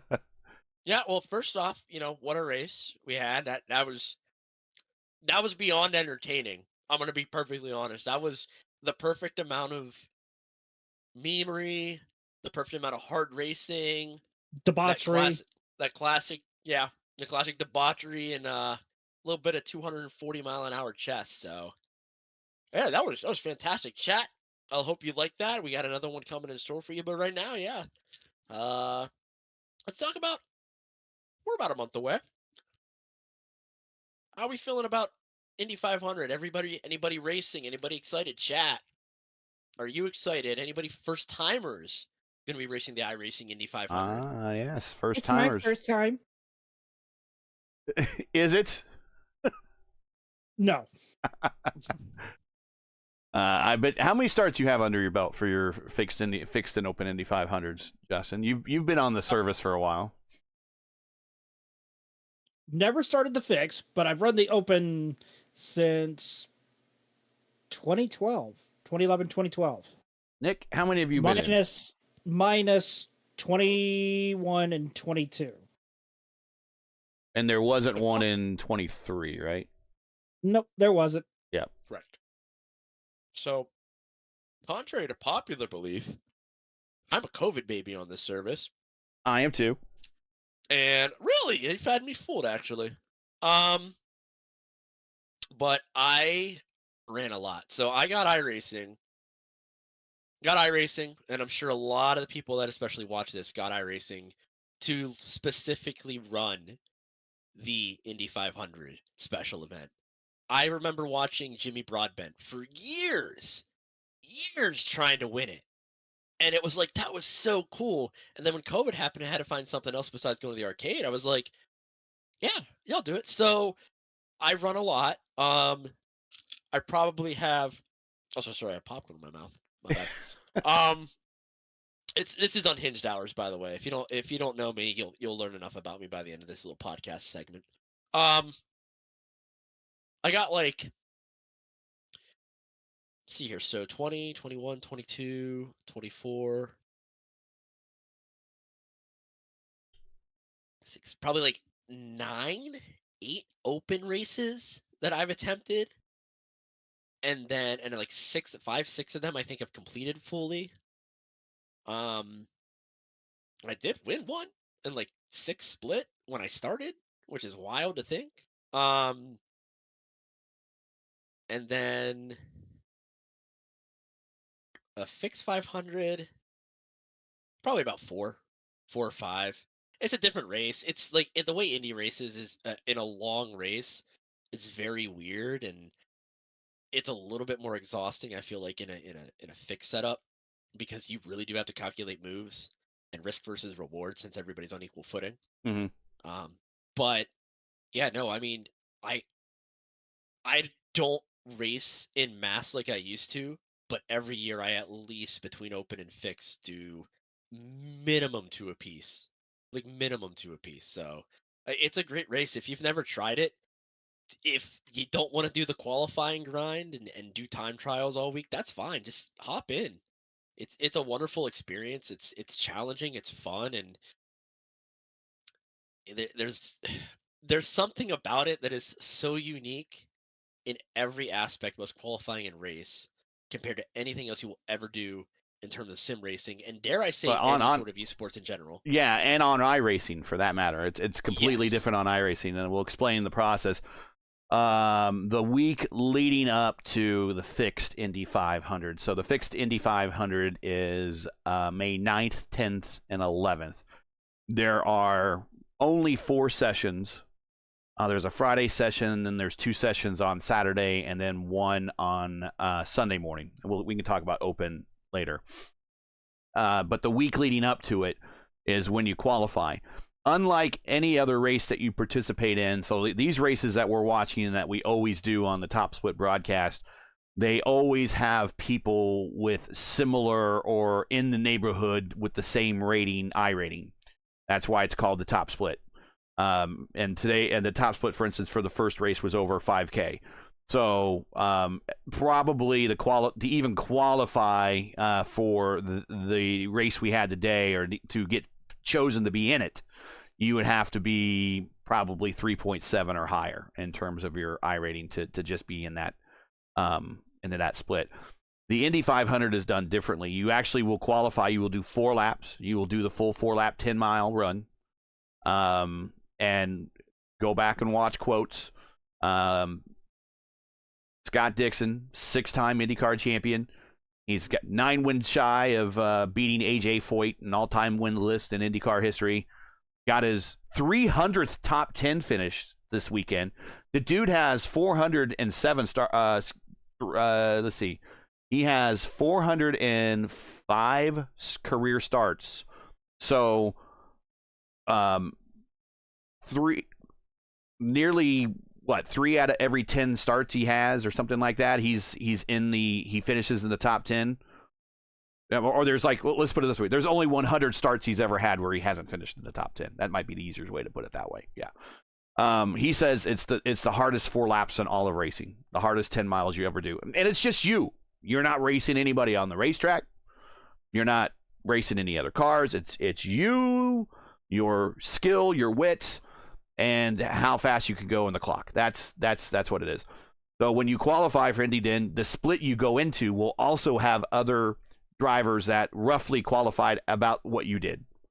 So you could be, let's say you qualify for the utmost top split, meaning that you are among the fastest 33 on the entire service. You could be in a race with Robert Malechka. You could be in a race with Casey Kerwin, but there might be some guy that just got the sim last week and got up the pace really quick and had a hot streak and got it. And but if he has the license and he qualifies, makes the minimum requirement to get into the race, and he qualifies to be fast enough in that top split, you might see a wide ranging of drivers in that top split. Typically the fixed setup race, though, is a very hot race, very, very hot race. A lot of it's single file, and Nick's right. You got to work. You got to work at passing the cars. It's just not, I'm going to follow you. I'm going to pass you going into 3. I'm going to pass you going into 1. It's just not that easy. I've only done one. I've done one fixed Indy 500. I qualified. I would have been 5th fastest in my split. I was in the 7th split, and I didn't know a single soul in my split. Now that I watched, I've seen my record from that race. I've discovered that there's one other name that I probably raced against in league competition that was in my split. But the 32 other people in my split, I had not a single clue who they were, and that spooked me out. And so what I did is I started from the pits, and sure enough, and if I've said this story a couple times on the broadcast before, coming to the green, or taking the green flag and going into turn 1, whoever was going to be to my inside wrecked going into turn 1 and took out the next 2 cars behind him. That could have very well been me. So I left the pits at that point in about 30th spot. I sacrificed a bunch of track position, but I made it through turn 1, and then as the day went on, I worked my way up, got to lead a few laps, and eventually I finished 4th in my one and only. So I don't know if I could do any better than that. That's maybe one of the reasons why I haven't run another one, but my one and only was a top 5, and I feel pretty good about that. But that will be on May 9th, 10th, and 11th, and the Open Indy 500 will be May 16th, 17th, and 18th. That's wild. It is a wild time, and that's not to say that the open or the fixed race is harder than the other. They both have their niches, and generally speaking, and this is no slouch to competition at all, but generally speaking, you have a lot of drivers that come out of the woodwork, especially for that open 500, that you don't see throughout the year. You have like the Casey Kerwins trying to qualify for that race for obvious reasons. You have other road racing aliens that come out from like Williams and Ferrari esports, etc. that Redline qualify. Yep. Redline, and some of them don't make it. Yeah. some of them don't make it, and then some people want to squeak into the 33 that you've never heard of because they just got it. But it is a grind, and it is a lot, and then the race is a whole different beast as well too. So it's exciting. Looking forward to it. Hope Chad is looking forward to it as well. If you got any questions about it, again, if you're new here, feel free to ask. We'll try to get them as we go here. I got someone asking when the next race, or can the race start?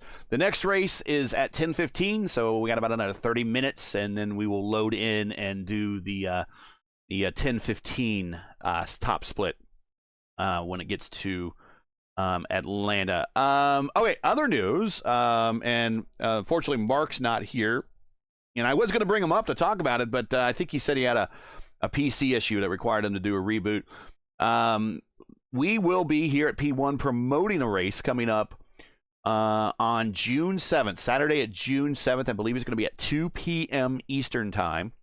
And we're going to call it the P1 600 at Michigan. And it will be an IndyCar race, of course. That's what we do best here.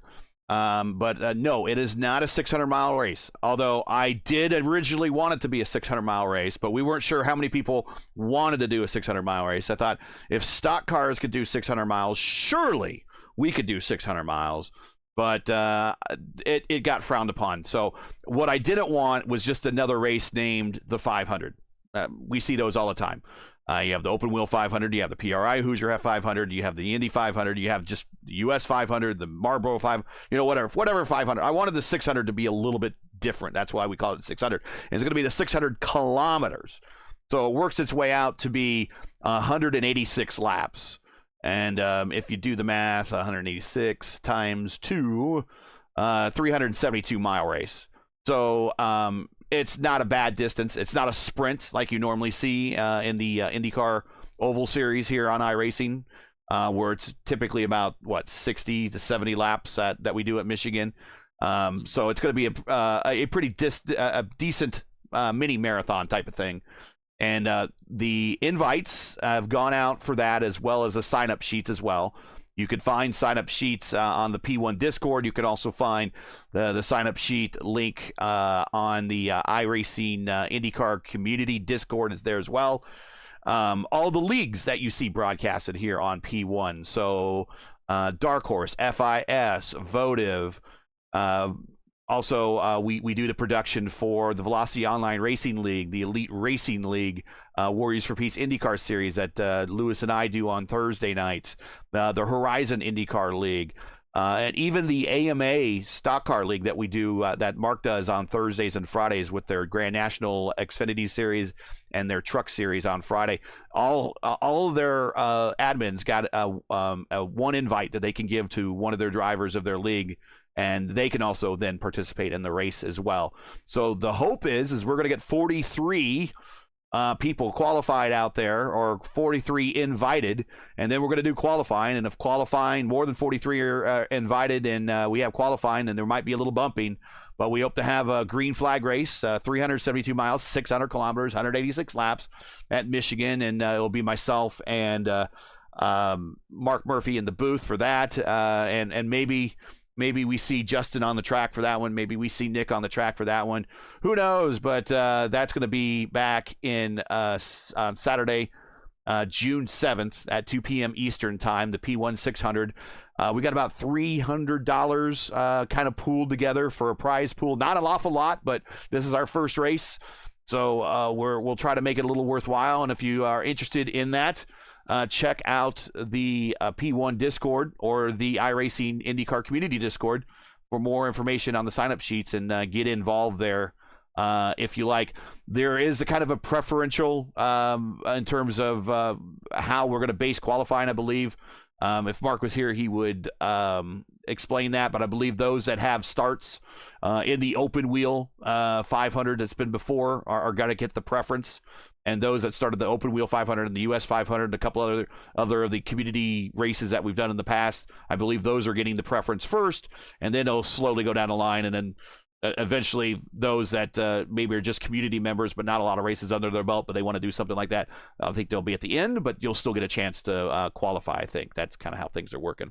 So that's the P1 600, and that will be right on the heels of the open and fixed 500s next month. So we got a couple of big Saturdays coming up here very shortly with the fixed, the open 500, and also the P1 600. 10 till the hour. We got about another 25 minutes or so before the next split is formed.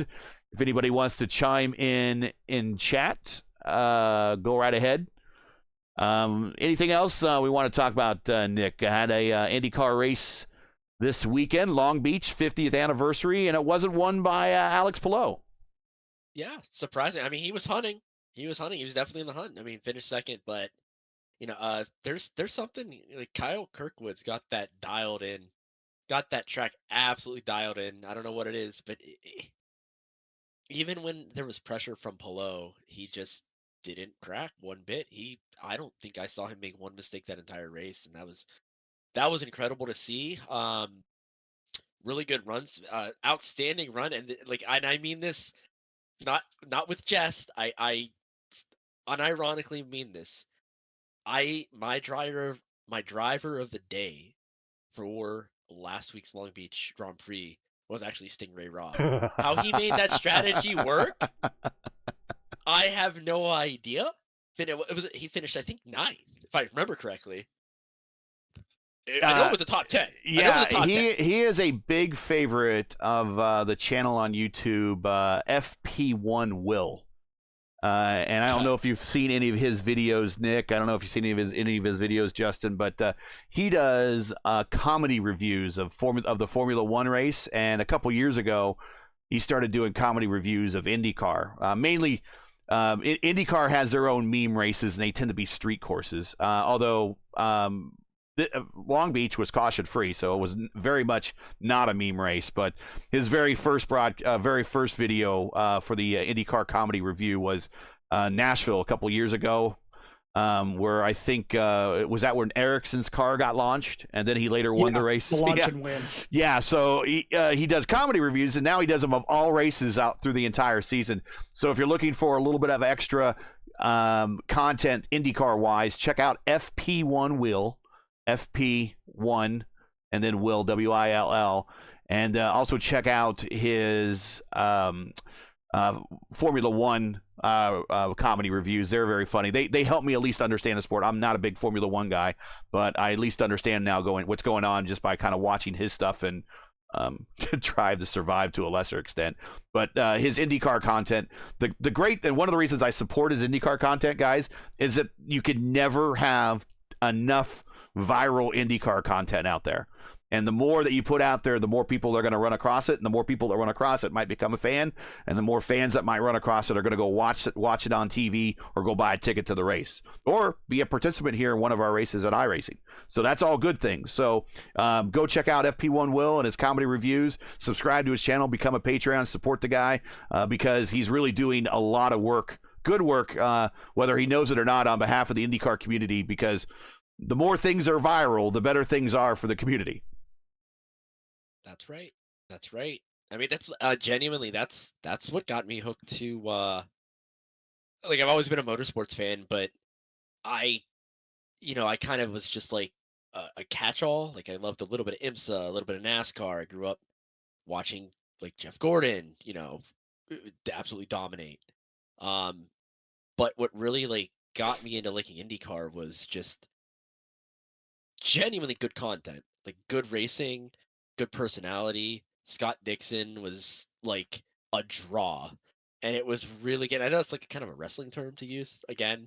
Sorry for the wrestling reference, but like seriously, like Scott Dixon, Will Power were a draw.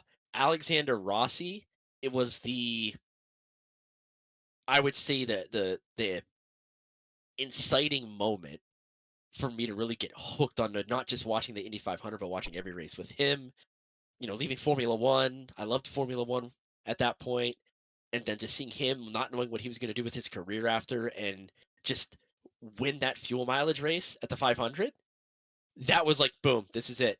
and IndyCar capitalized on that, got new fans watching a little bit, and there's ebbs and flows with every kind of sports series, but yeah, it's definitely good to see actual content creators from my generation and even younger uh, actually focusing in more on not just the Formula One, not just the NASCAR, but literally all motorsports in general. So, um, yeah, speaking of Alex Rossi, uh, that ECR team, man, they again, I know they didn't quite have the finish that they wanted to towards the end, but every week Ed Carpenter Racing is looking stronger and stronger. It's good to see for Ed and his team because they've definitely been down in the dumps, especially with the in terms of their road racing capability the last few years.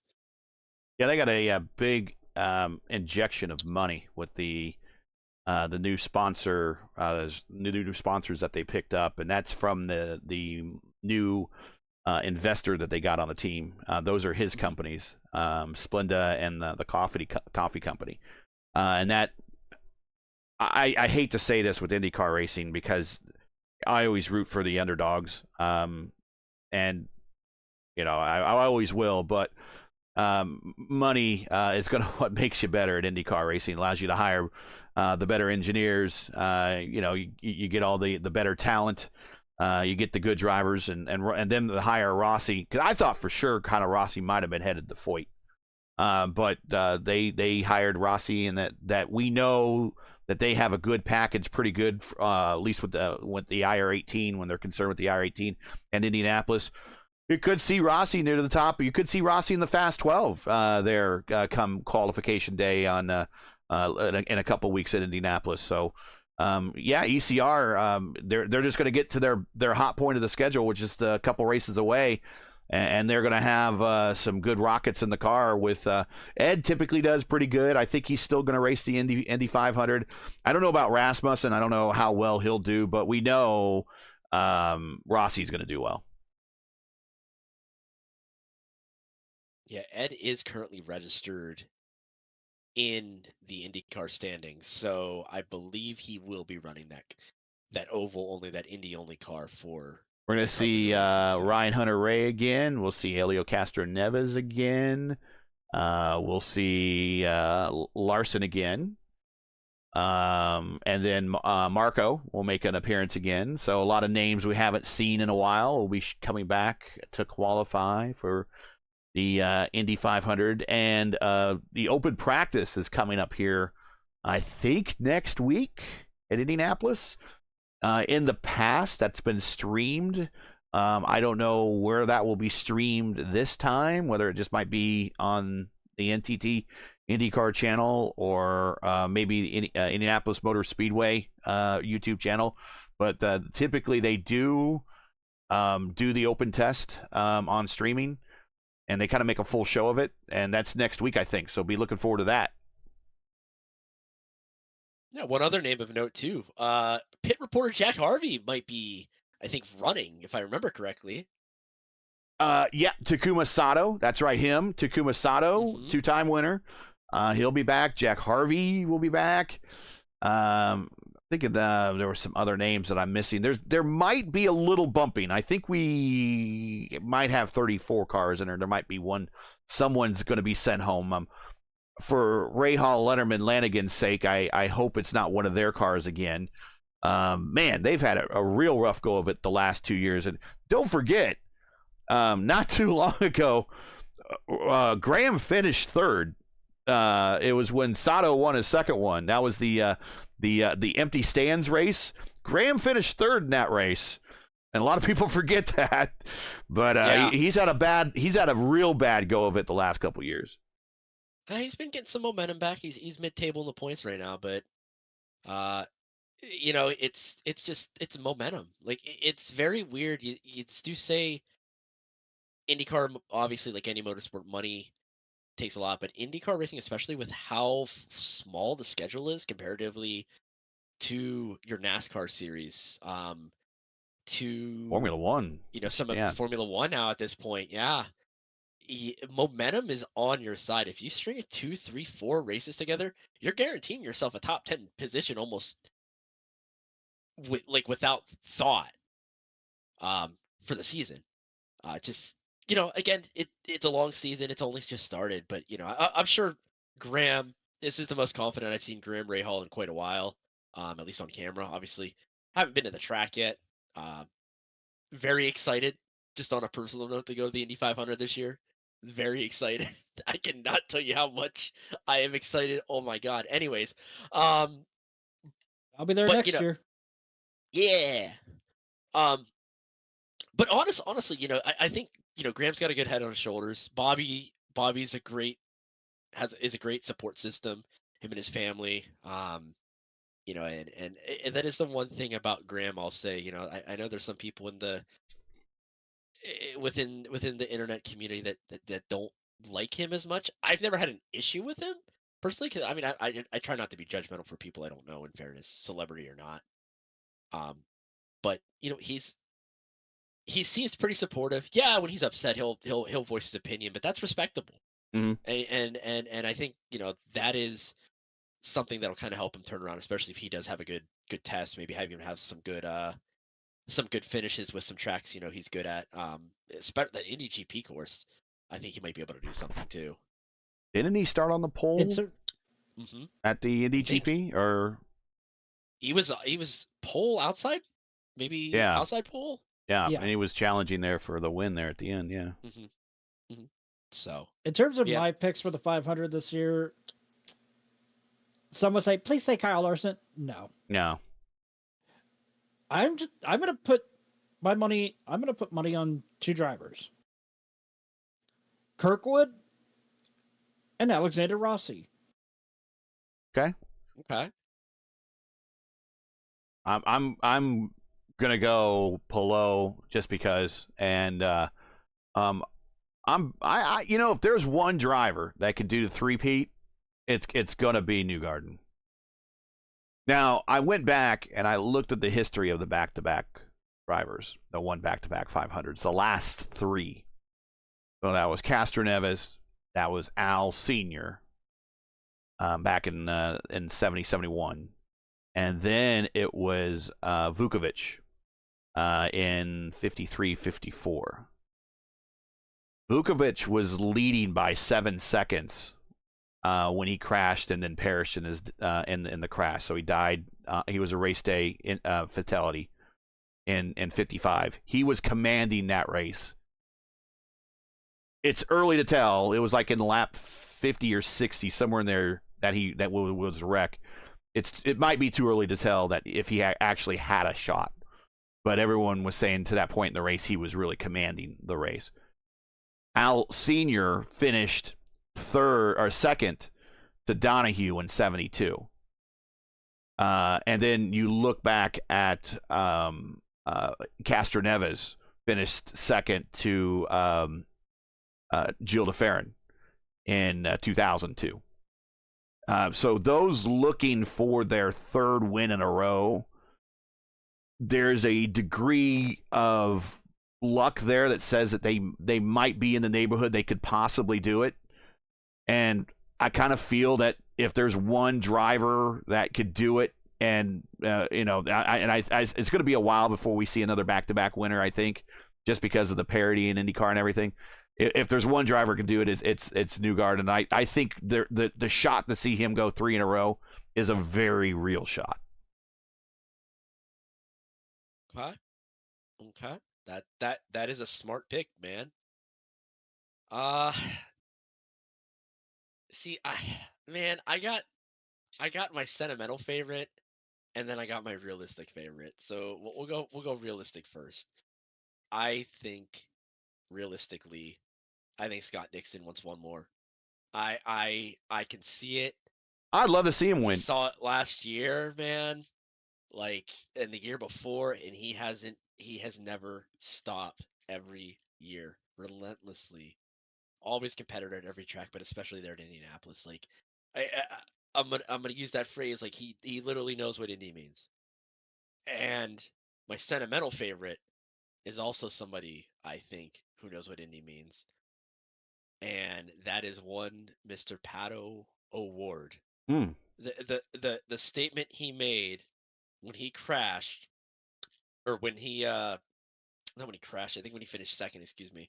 Um, and he was heartbroken, and Mhm. he said, you know, this it's not fair, it's unfair, but this track, you know, this is not meant to be fair or something like that, Right. or something like that. Like that plays a lot of respect to the mystique of the race, to the pageantry of the race, and the challenge of the Indianapolis 500. It's a race like no other. We said that before talking about the iRacing 500, Mhm. but genuinely you have to have a different mindset to win that race.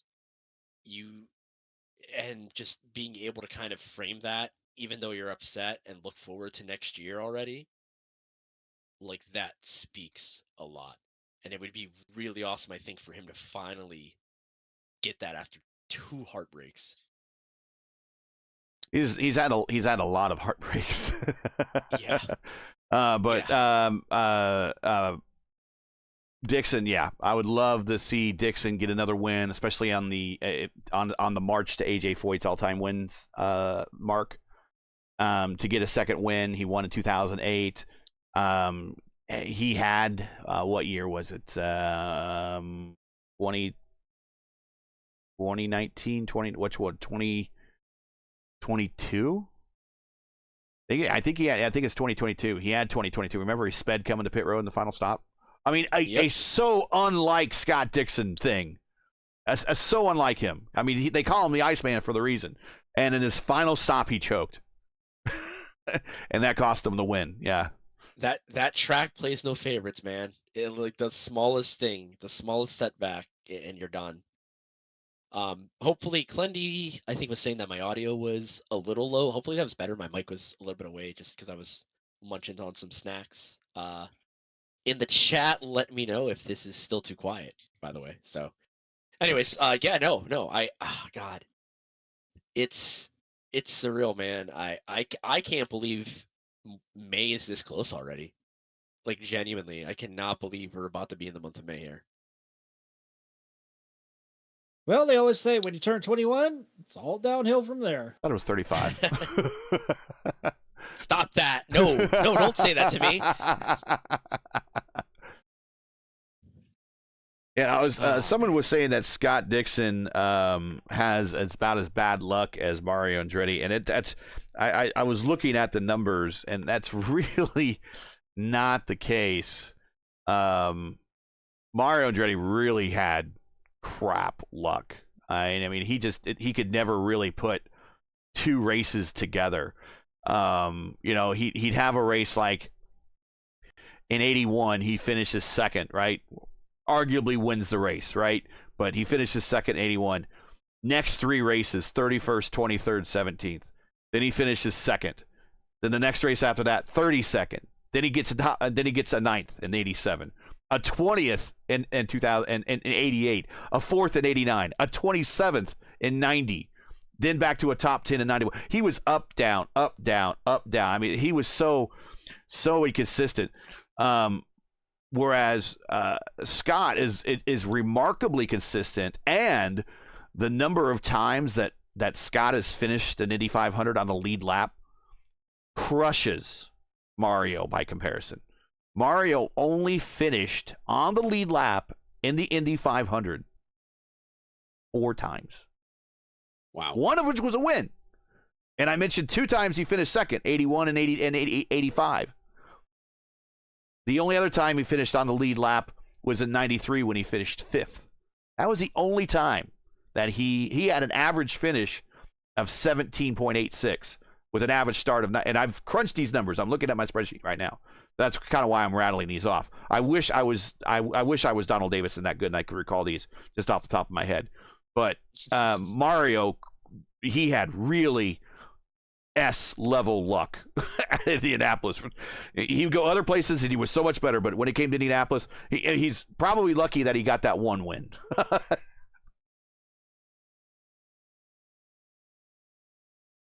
That just goes to show you, man. Like, again, statistics aren't everything. You know, Mario still regarded as one of the greatest North American drivers ever. And the marquee event like that, he just had no luck. It's just wild. Like, I don't want to say he wasn't doing well, because I'm sure he was doing really well in a lot of those races he didn't finish well in. But like, wow, that is a mind blowing stat that you just rattled off there. I haven't updated my spreadsheet. He has, he's been on the lead lap. Dixon has been on the lead lap for, okay, so Mario only finished on the lead lap 4 times. I mentioned that. Only 4 times Dixon has not been on the lead lap. Only 4 times. So what you're telling me is we're gonna end up in about like 5 to 10 years. We're gonna be having the generational gap discussion of who's the GOAT, Michael Jordan or LeBron James, with those two. I think you can start having the conversation now. I think Dixon now. I'm going to say something a little controversial. I think he's every bit as good as AJ Foyt. And now people are like, whoa, hey, wait a second. The races were longer back in the day, and Scott won a lot on road courses that were only 200 miles, and Foyt won a lot of races that were more than 200 miles. I think based upon his diversity, Scott probably goes down as a slightly better all-around driver. The greatness of AJ Foyt, though, should never be questioned. But in terms of every track that you've thrown at Dixon, he's won at. There's very few exceptions of tracks that Dixon has not won at. Iowa actually is one of those tracks that he's not won at. Nashville, he did win at Nashville. Where's a couple other tracks that I was off the top of my head, I can't remember he won at. I know Iowa was one. Barber.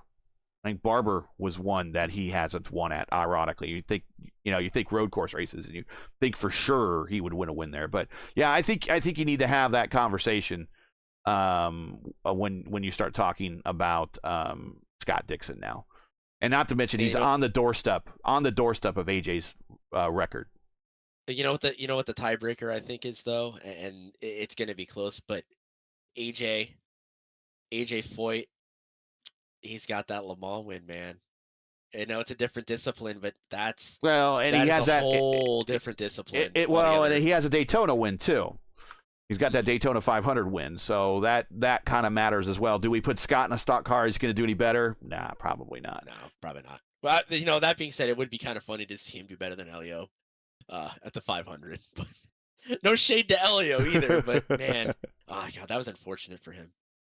Oh, we are getting close to race time, though. Yeah, we are getting folks. Close to race time.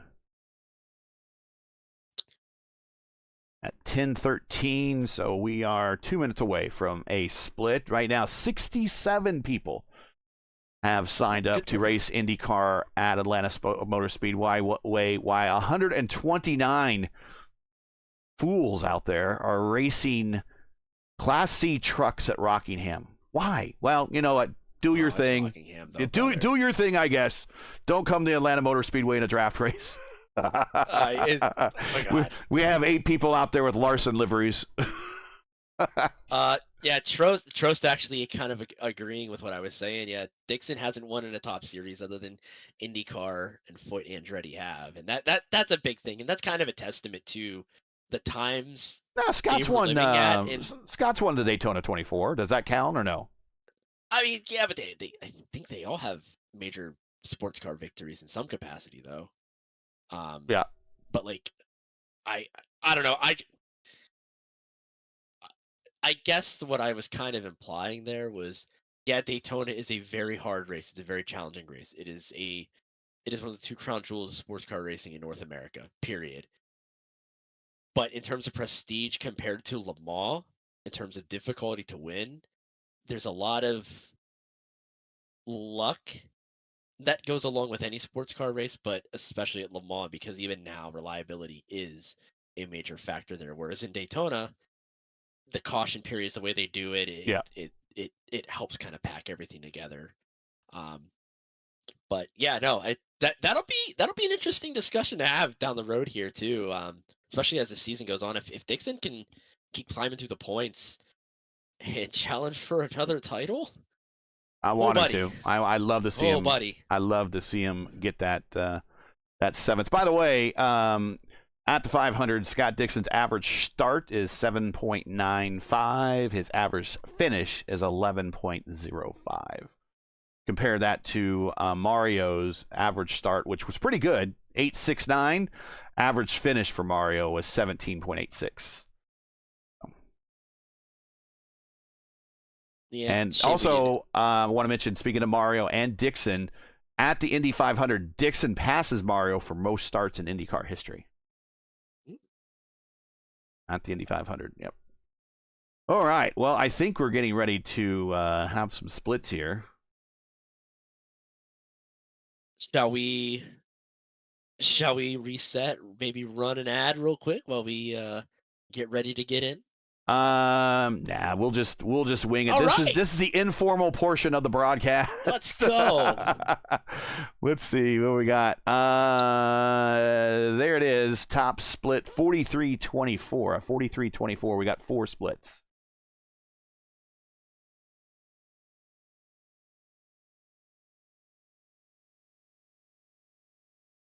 $43.24. I don't like how iRacing, you load in the sessions down. It's like, I'm just spectating. Well, pick a car. It's only one car and I have it already. I'm gonna address Trost real quick in the chat here too. Would you rather be Dixon with a great, phenomenal IndyCar career, or Montoya with a good, solid to good career in all Formula One, NASCAR, and IndyCar? Honestly, I'd rather be Montoya. I think it'll be a Montoya. Plus, he also has 2 Indy 500 wins. Yes, well, that too. Like, Montoya is one of the best drivers, I think, that has never won a World Drivers' Championship. That might be a little bit of a controversial statement, but I genuinely think he is probably one of the, because he was rolling up best. against Michael Schumacher, kind of at his and Ferrari peak car era. Yeah, that was Ferrari peak car. Yeah, like, that was FF 2004 Yeah. era. Like, Yeah. that car is one of the best pieces of engineering I think ever. And I don't even like Ferrari that much, and I'm like, wow, this, even to today's standards, that car is just insane. But yeah. But hey, it's always good to see people like Jacques, come out from IndyCar and just dominate in other disciplines. So. All right. I think you hear the cars whining in the background. We are loading in. Weather's a little bit hotter right now. It's 120 degrees on the track temp. 25 cars total in the split. A little bit bigger than our first race by 2 cars. If you guys, gals, NB pals, loved our little chat here, like, subscribe, by the way. Yeah, We'd be more than happy to do more of this. We need subscribers right now. We're 50 away from 1,000. So it doesn't cost you a cent. Just and now whenever I say subscribe, if you're not subscribed, the subscribe button on your screen will supposedly light up. So subscribe, and subscribe once more. And if you can't find the button, it should still be lit on your screen. Click that button. Click that button. We got some takers coming back for the run back here. We've got Emily Howe back. Let's see if Emily might be able to capitalize on that strong momentum that they had. There's one name in here. There's one name in here I recognize immediately. Sean Pellig. I used to run against that guy in the NASCAR iRacing Fixed Series for a number of years. Oh, wow. Never thought I'd see him give our cars a try, but he's in for one hell of a ride. And to quote a line from Star Wars Episode 3, Revenge of the Sith. Oh, and of course your boy has a Larson livery. Oh.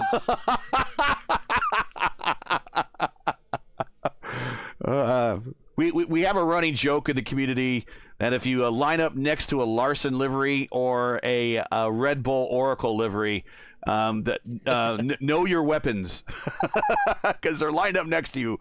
And that's not only the case. I'm sure Sean is pretty good, but he had to pick the Larson livery.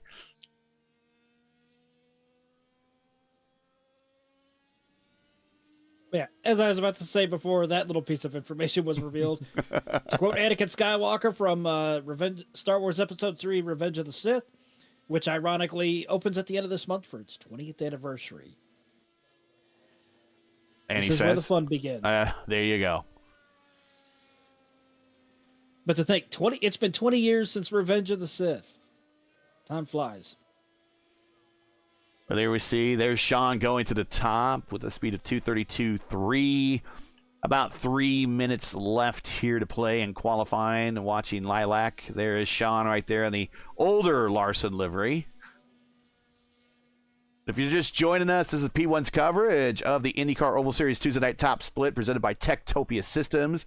Coming to you from New Atlanta Motor Speedway. We're going to have a race here just in front of us, 75 laps. If you're enjoying our coverage of tonight's race and would like to monetarily support us, please find a link to our GoFundMe campaign in the stream description. We realize the times are tough, so any donation, no matter the amount, is greatly appreciated. Let's get the weather off the screen here. Alexander to the top.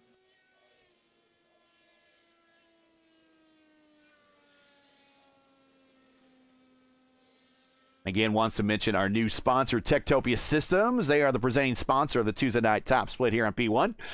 Topia is where quality and affordability go full throttle, from custom rigs, whatever you want in it, to powerful pre-builts. Topia Systems delivers top-tier performance without all the sticker shock. Built with premium parts and backed by a team that really cares. Every system is tuned for gaming greatness. Topia Systems, built right, priced right, game on. To learn more, check out their links in the description. And if you'd like what you see here in terms of graphics on your screen, and oh, by the way, we are broadcasting in 1440p. So if you go into YouTube and you select the settings at the bottom, you could change your resolution all the way up to 1440. So you could do that. We are streaming in 1440. And if you like the graphics and everything you see here, you like the frame rate, you don't see the stutters, this is a Topia system. I approached them to build me a new one when I needed a new one, and it is delivered big time in every way. So check them out, Topia Systems. Their link is in the description. Ladies and gentlemen, Brandon Trost, 241.04 miles an hour. But we got faster people just popping up at the end here. It's getting good. Tanner Richards again doing another 234.9. He's mastered that number. No one's cracked 235 yet in the race. They have, but in qualifying they have not.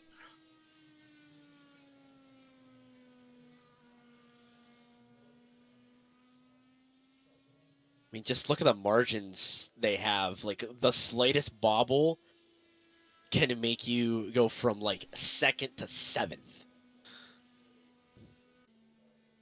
Mason Mitchum, second, 234.8.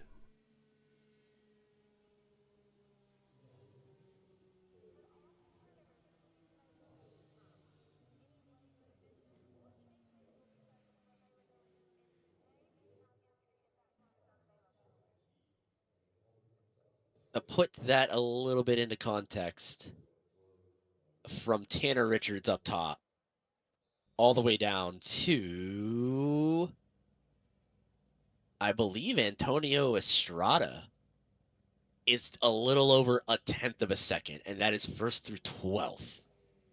So get ready, folks. If you missed the first race, you are in for a barn burner of action, excitement, and a little bit of fun.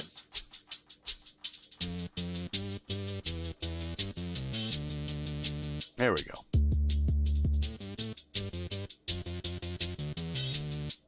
For some reason, when I loaded the starting grid, it showed at the back of the grid first.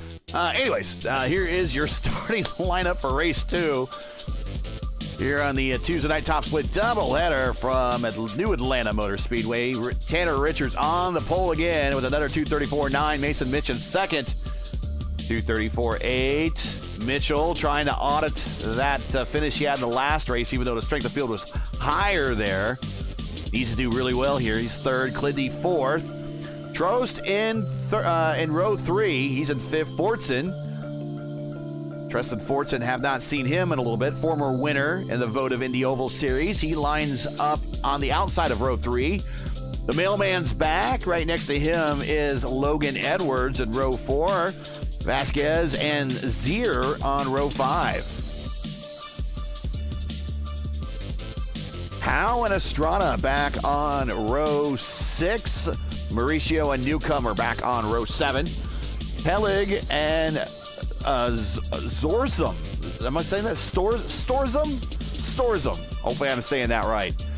That is Andrew Storzum. And this is the first time we've seen him on the top split. Back in row 8, Reynolds and Rufaro. Back in row 9, Quilla and Collins, teammates starting from row 10. Attempting the worst the first challenge.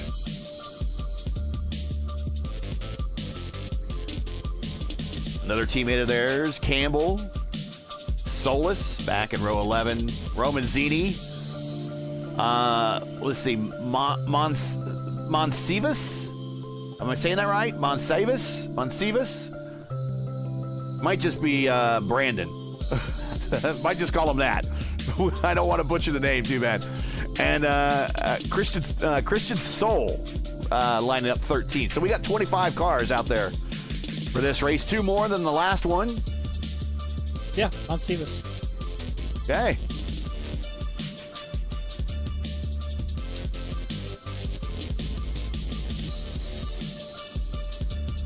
Wendy's already got the train whistle going.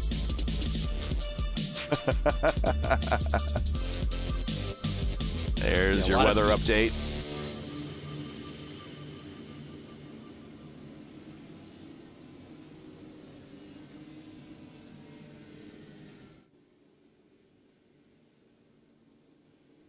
Well, here we go, getting set up for race number 2 tonight. Richards. Mason is not on the front row, so that moves Clindy up to the front row. Not sure what happened to Mason. Maybe he's starting for the pits. I think that's what he's doing. Porporti also starting for the pits. We have 2 Larson liveries out there. Green flag, and just like race 1, Tanner Richards takes off, leaving everybody in his wake. Already a number of guys that are trying to slot in as they come off of turn number 2 here. They want to try and essentially get into a single file draft, but right now the tire temperatures are cold and that grip is going to be absolutely tremendous. As they come off of turn number 4 here, they're going to try and slip back in to single file formation, but right now I don't think that's going to happen, at least for probably 10 or so laps. Yeah, behaving a little bit better than that first race here. It looks like we got 2 distinctive groups forming here. We got a little bit more of a conservative group with the likes of Rafero, Storzum, Solis, etc.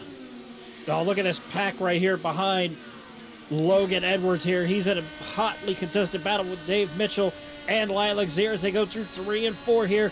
Oh, Logan Edwards just barely tapped the wall. That's going to be it should be enough for Dave Mitchell to get that run as they go off towards turn number 1. And it's going to be enough. Move Dave Mitchell up to the 4th position right now. But still, Logan Edwards hanging out to dry as Lilac Zier will now move into the 5th place. And here comes Emily Howe as well as Brandon Trost and Gabriel Maurizio.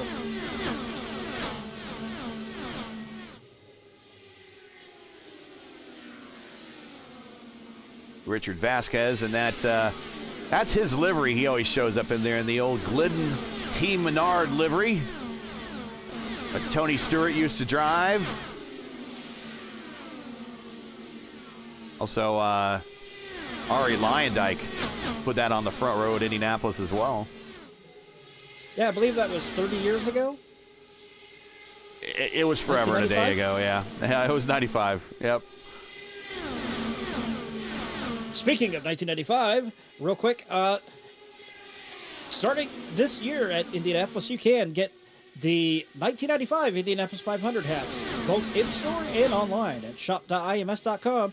Or if you go to the Indianapolis Motor Speedway for the month of May, you can pick them up there in the brand new, completely renovated merch store. Oh, yeah, the Hall of Fame Museum. I am looking forward to going to that. That badly needed renovation. It screamed 1970s when you walked into that place. I think it was permanently locked into the 70s. That was when it was originally built. I think it opened in 76. But that place screamed 1970s for the longest time. And Zier catches the apron bad. Remember that. But now my understanding is the whole Hall of Fame Museum is more of a whole interactive type experience. Yes, it is. And, Logan Edwards just continues to bounce off the outside retaining wall in 3 and 4. That's going to open up a number of these cars here to try and pounce on that mistake that he made. But yeah, as you were saying, for a number of years, you couldn't even go to the basement of the Indianapolis Motor Speedway where a number of the cars were hidden. Yeah. Now the basement is completely open. You got 3 levels that you can go and check out. Yeah, unlike the Alamo, there is actually a basement at the Indianapolis Motor Speedway Hall of Fame Museum. And if you don't know what I'm talking about, the Alamo, then you never saw Pee-wee's Big Adventure. But okay. I understood the reference, okay, and I aged about 15 years.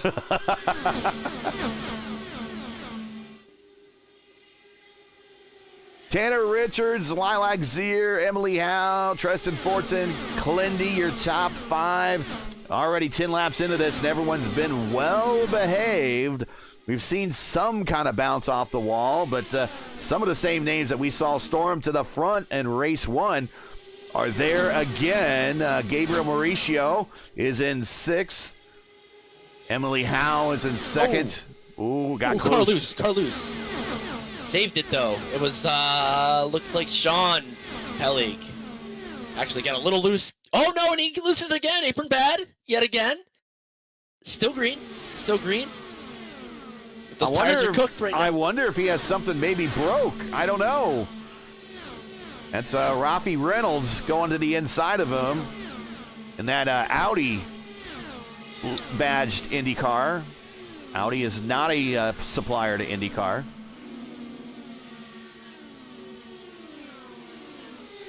Hey, at least the one thing, the difference between the iRacing Grand Prix Tour and the IndyCar stuff on iRacing, at least we can run custom paint schemes.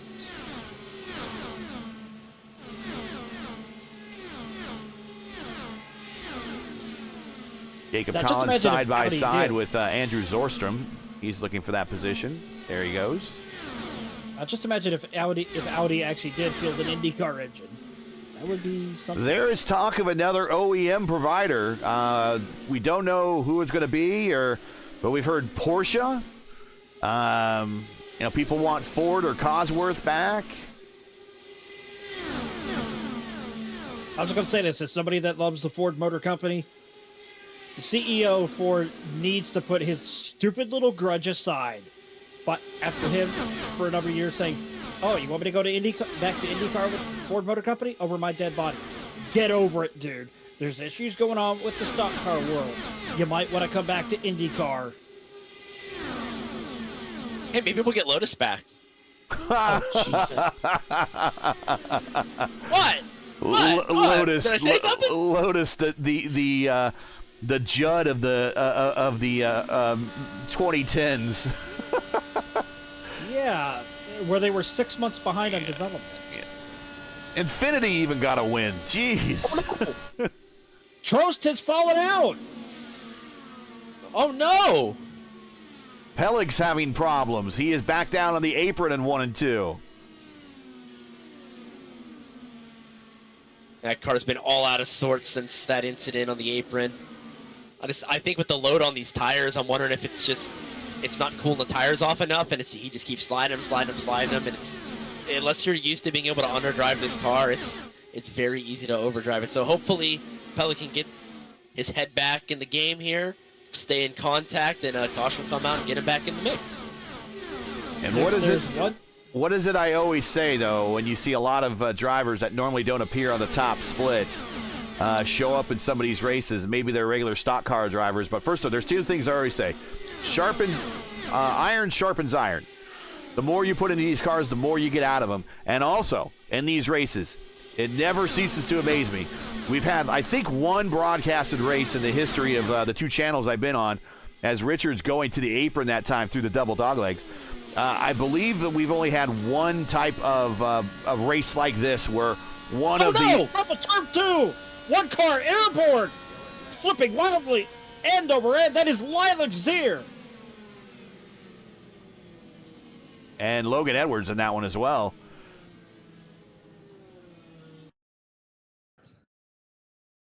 Oh, boy. Oh, my God. Oh, boy. Oh, and as I said, know thy weapons, and that is kind of what happened there.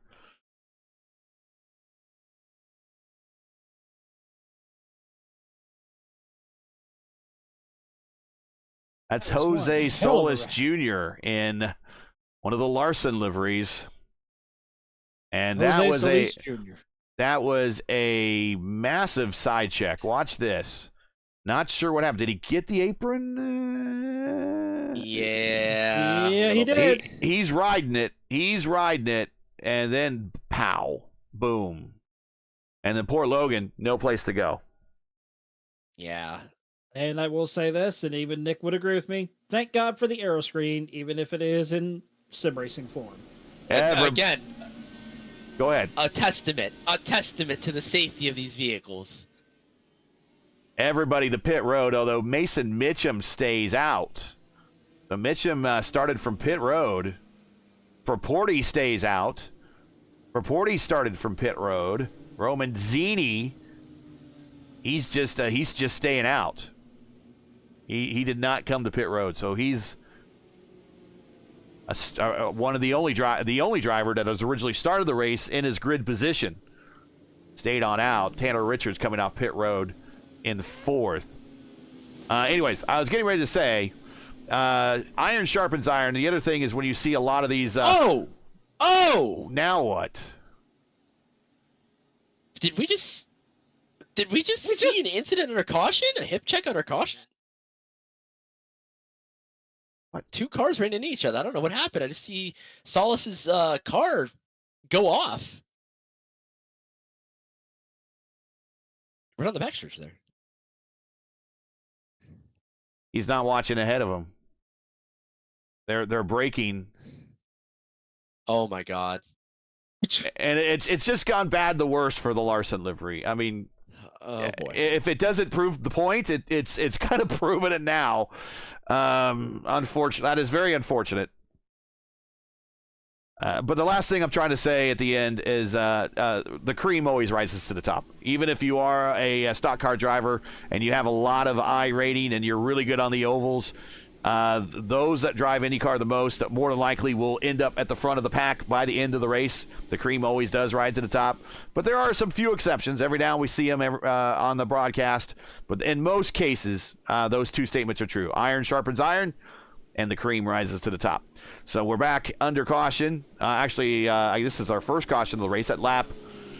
We're at 53 to go. Let's get you the 23 there of 75. Roman Zini, the leader. Tanner Richards, second. So with the extended caution, I think for Porty and Mitchum opted to come to pit road and just get the service done.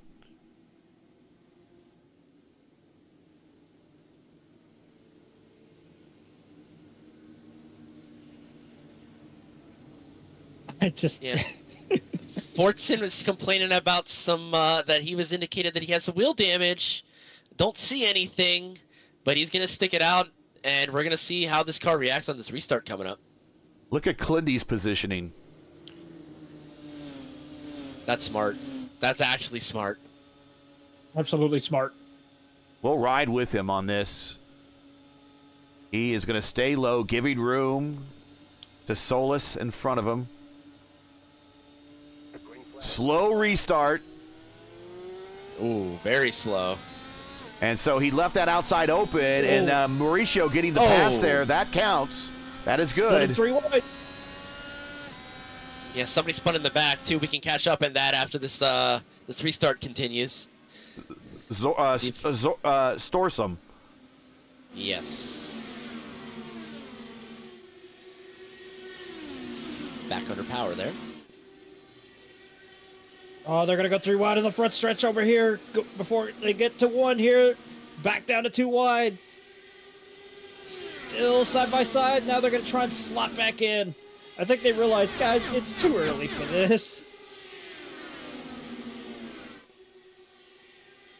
I know sometimes these stock car drivers get into these things, and all of a sudden, with all the downforce and sticky tires, it make them feel like Superman. And then all of a sudden, the aero push hits them all at once. Not just the aero push, but also when you overcook the tires. Hey, that being said, you throw me into a stock car, I am a mid-packer to like top 8 person at best. So it does not translate too much. We talked about this before. Ooh, oh, netcode. Oh, that is netcode. That was Bruno Romazzini, and I think everybody's gonna miss. Trost is back on the racetrack, but let's check this out again. Romazzini. And it is Jose Solis Jr. again, but a lot of bad netcode. Yeah, that is not his fault in the least there. That is... Nothing more you can do. It's a lot. I mean, I believe Hollabaugh said it in the interview. We're going too fast for the internet. Oh and Mitchum quoting episode 1, The Phantom Menace, with a young Anakin Skywalker. I'll try spinning. That's a good trick. Oh my God. So we got a Billy Boat reference tonight, and now we've referenced 2 of the prequel movies. That's I think we're shooting a below par now here. Like, we are doing really well. Greg Ray's won here twice. Well, let's just hope he doesn't alter the deal any further. Pray. There we go. I can hear Nick Sudik just going. Yeah. Just keeps getting worse all the time. 28-75. Thanks for joining us here. You are watching the Top Split broadcast on P1, sponsored by Topia Systems. Race 1 was Matt Hollenbaugh, Josh Ward, Trey Shadid on the podium. Race 2, early lap 28-75 in. As we have on the point right now, Emily Howe, Tanner Richards, Mauricio, Solis Jr., and Fortin in the top 5. Make sure to smash that like button, subscribe to the channel if you're not done so already, and donate to the broadcast. We certainly would appreciate it. Link is in the description for everything you need.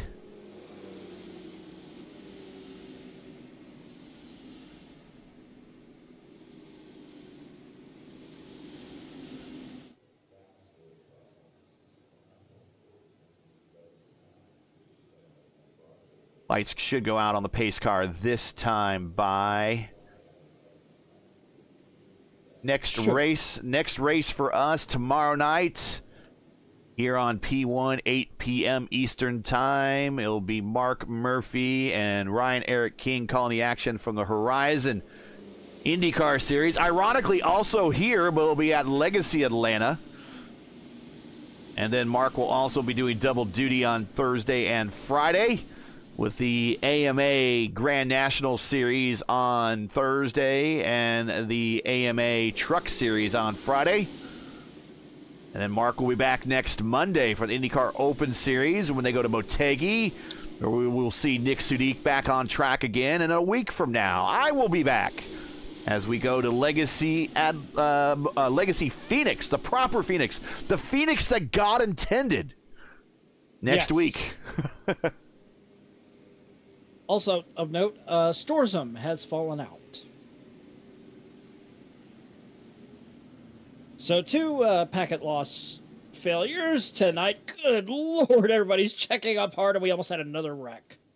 Hey, in December, P1 Broadcasting becomes a primetime home for Happy Hour at the Brickyard, your nightly destination for all the action leading up to the PRI Hoosier 500, the prestigious PRI Hoosier 500. The last kiss of the bricks for 2025 starts here. The countdown is on, so everybody pucker up and don't miss a second of the action. Like, share, and subscribe, and stay locked in, and we will see you in December for the PRI Hoosier 500, and we are spinning out in the back, and it is the Larson livery. It's Jose Solis Jr. again.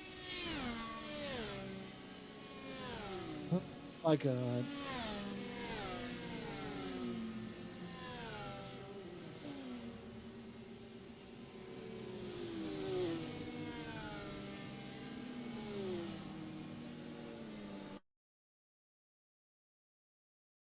And again, this has been a problem all night. In fact, Mauricio, right in front of Solis, had the exact same problem on the restart while leading in race one. And everybody avoids this. Mitch goes low, gets on by. Clindy gets on by. Estrada gets on by. Vasquez gets on by. We're back under caution. I feel like the next time we do this, should make a bingo card. Like a community bingo card. Bingo card. Second it. Would there be any takers for that? Because, like, in the chat, because I feel like that'd be a nice little game there to play. Have like half the spots be stuff we put in, and then you can just fill in your own, and we'll see who gets bingo throughout the night. That would be an interesting, interactive. Yeah, I think that would be fun. I'm a content machine, Gary. I just don't get to stream a lot anymore.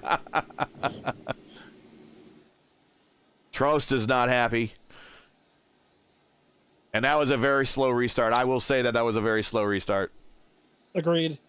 Yeah, a lot of the time, people forget that it is part of the sporting code in any discipline under a start or restart that you have to maintain the same speed, and you're not allowed to drop speed to pack up. You can't do the F1 style wait, hold, then go. You have to maintain pace. That is in the law of the land within the sporting regs in all of iRacing, not just in one discipline. So you will see if that continues. If I was Emily, I would not be doing what Emily's doing right now, trying to warm up tires by going up and down on the banking. You will unload the car there, but they're keeping it under control. The car in front of Howe there, our leader, is Andrew Zornstrom. He will get the wave around here momentarily and be put, he's currently will be 2 laps down. Once he does get the wave around, he'll go to the end of the field 1 lap before we go green, so he'll get the wave around here just shortly. Yeah, I don't think it's necessarily an issue with the leader. I think actually just somebody just posted it that Emily was going the speed, so I'm not calling them out at all. No. I'm just saying that has been a habitual issue with people even in the mid-pack trying to get a jump, and it's causing that kind of disruption. Like, you should all be packed up beforehand. Like, if we had a live starter, if Aaron Likens was up on the flag stand, shout out to Aaron. Hey, We miss you. It's been a while Glad since you're we've having seen an awesome him. career. Yeah.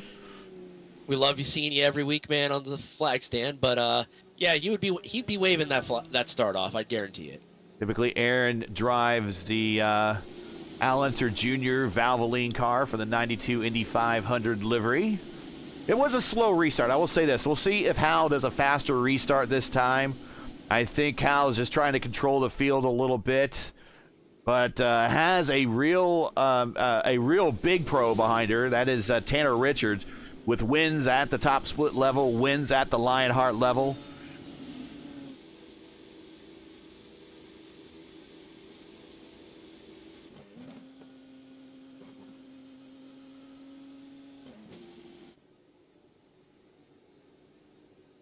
Going to be Hal, Richards, Mauricio, Orton, and Dave Mitchell now in 5th. Clindy 6th, Estrada 7th, Vasquez 8th, Peleg up to 9th, and Jacob Collins in 10th. Tyquilla 11th. Those guys started shotgun on the field. So they are up 10 and 8 spots, respectively. Mauricio up 10. Emily Howe up 10. Our leader bringing us green this time.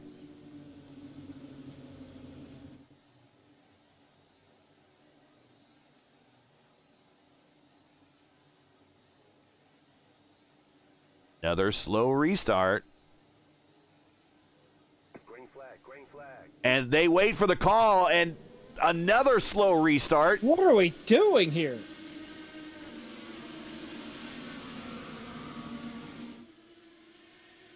I mean, they Yes, waited till it went green. They were in the restart zone. They could have gone any time the pace car went to pit road, but they waited for the call to go green and then some. I mean, it's not a bad strategy. It's a legal restart. Go on green. That is perfectly legal. So Yeah. a little bit of frustration might make somebody make a big move. As speaking of big moves, Mauricio trying to manufacture a move on Tanner Richards there. Going to the top. See what kind of run can happen. Oh, car in the wall. I believe that might have been. Oh, there's another car in the wall. Peleg at the double dog leg. So I think I saw Trost in the wall. He recovers. He has lots of pace. Solis Jr. goes purple. 238.5. What is this? Peleg's going to go 3 wide at the top. Mauricio in the middle. Howe down low. And he somehow gets the lead out of that.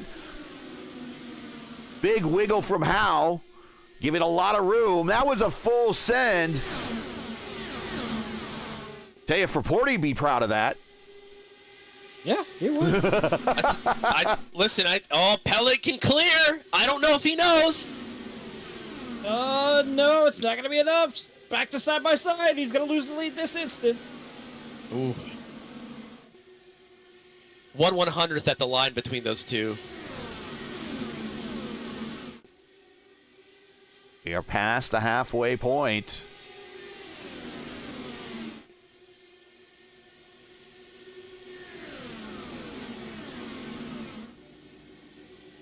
It's such good racing right now. It's kind of hard to pinpoint which battle you want to talk about.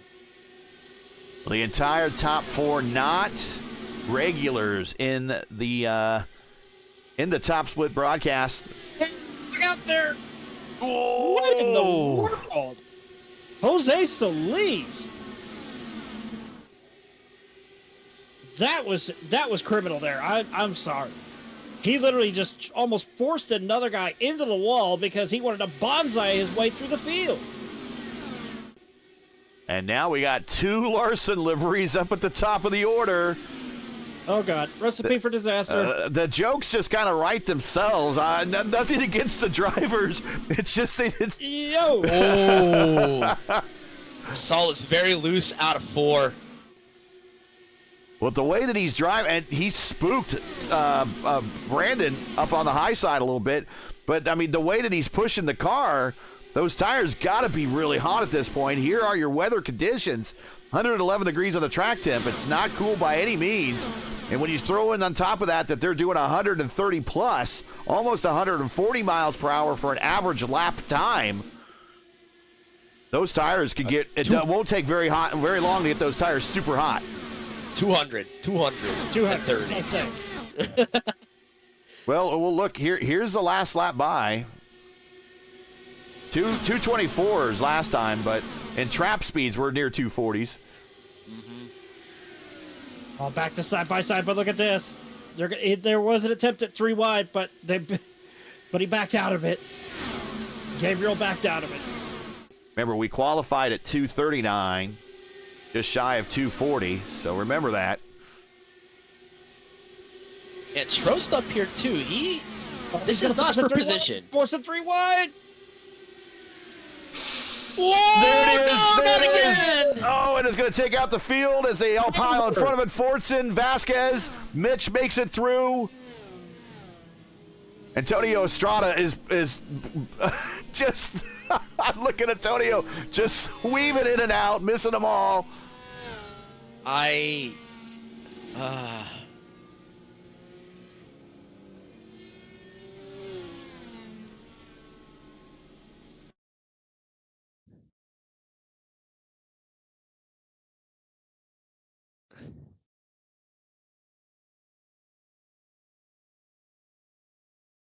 Oh, Oh, yeah, eyes. My buddy Eyes in the chat popping in to watch finally and just saw that, says, oh, yeah. I think that's our reaction right now, too.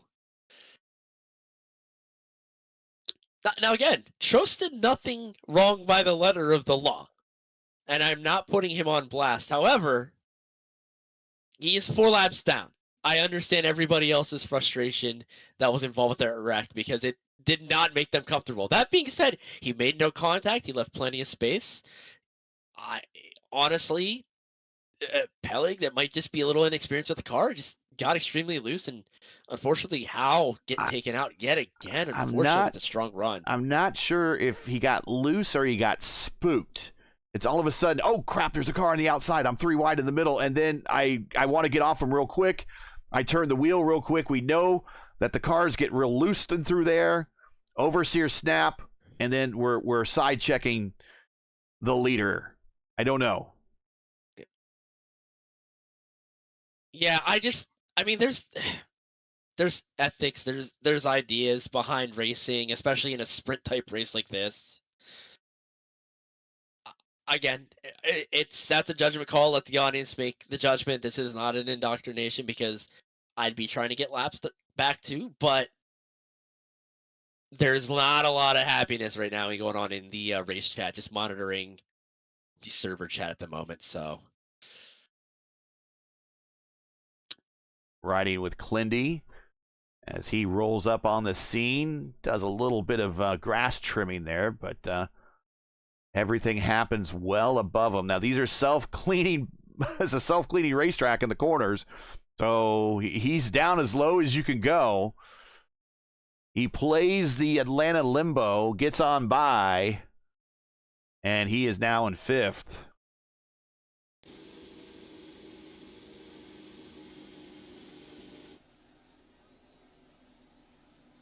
Mauricio coming to pit road with a pretty much a dead right front. Day is done for Mauricio again. Clindy stays out.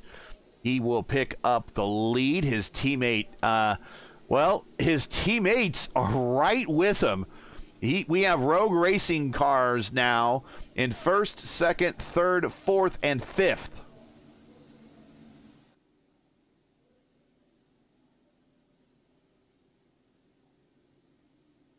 I think they powwowed after that first race, and they're like, we got to do something different. And if you remember, back to our last doubleheader we had at the iRacing Super Speedway, or at least one of the last doubleheaders we had at the iRacing Super Speedway, in the second race, Rogue Racing swept the podium.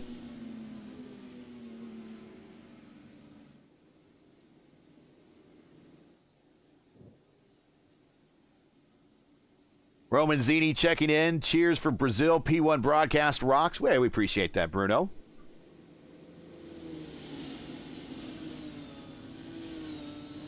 God, that's the hardest I've laughed in God who knows how long.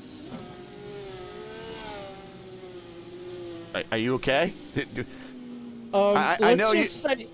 Let's just say we had a new nickname for Brandon Trost. Uh-oh. Courtesy of Sean Peleg. Uh-oh. There's no curse words in it, but he basically called Brandon Trost a generational moron. Big gap between Ty and Antonio. These are all teammates, so this is a synchronized restart among 5 cars right now. I'm sure Clindy counted them down. 5, 4, 3, 2, 1. Let's go, boys. And they are looking to hook up and go away. The lead car in class that's not a Rogue Racing car is Michael Newcomer, up 8 spots to 6 in the Victoria's Secret Dallara. Tanner Richards 7th, Mitch in 8th, Rafi Reynolds in 9, and Dan Rafaro. Dan is in 10th.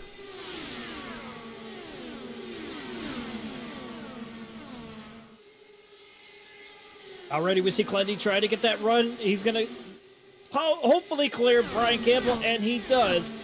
But don't count out Jacob Collins as well as the boss man, Antonio Estrada, and Ty Quilla. These five know how to put on a good show. Oh, yeah, these are regulars in the top split broadcast. We're at lap 50 of 75 now. I wonder what team orders, if anything, are going on. Clendy obviously wants to get as many points as possible. Now Jacob's in the top 10 with points. Ty's third in the points. I hate to interrupt you, Gary, but look who's behind Ty. Ty might just let him go. And to be honest, they might all let him go. And if he gets in front of Clendy, Clendy might just let him go as well. There is no love lost between Clendy and Trost. There might be some respect, but there's no love lost. Let's put it that way. Same here. Yeah, if I was these five, I'd just let Trost go. I think that's what they're doing.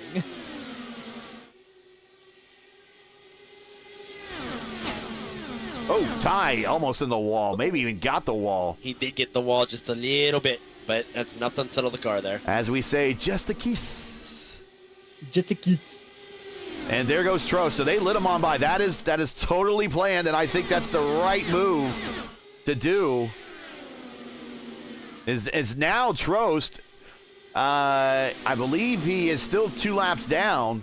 And if we go caution, he'll go back to the tail end of the field. But these guys can effectively save fuel in behind Trost. They should be good to go to the end, but if they can save fuel on Trost, they can for sure 100% go to the end. That's barring, put that word, barring another caution coming out.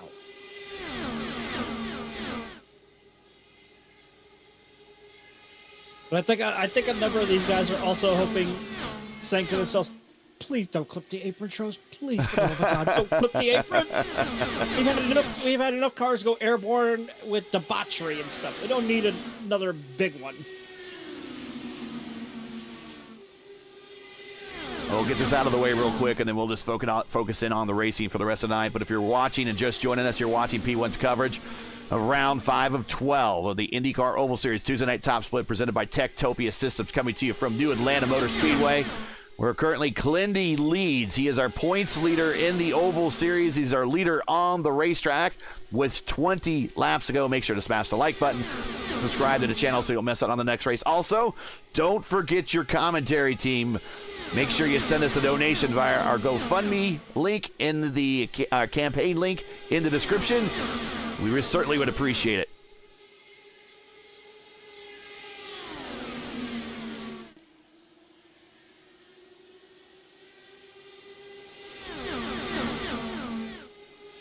Well, we got some action going on in the mid-pack here. Everybody's starting to wad up a little bit.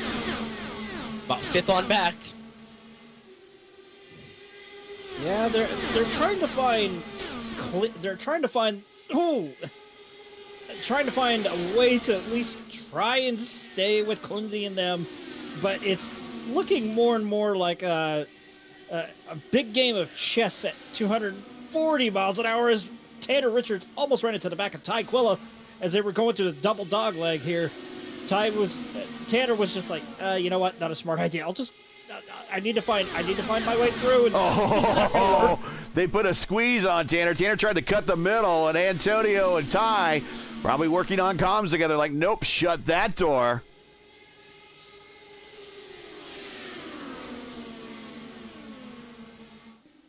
And this is where a lot of the bigger teams have done and managed to do and done so well in the IndyCar Oval Series. We're talking Power Slide, Team Label Private Label Team Hype. There we go.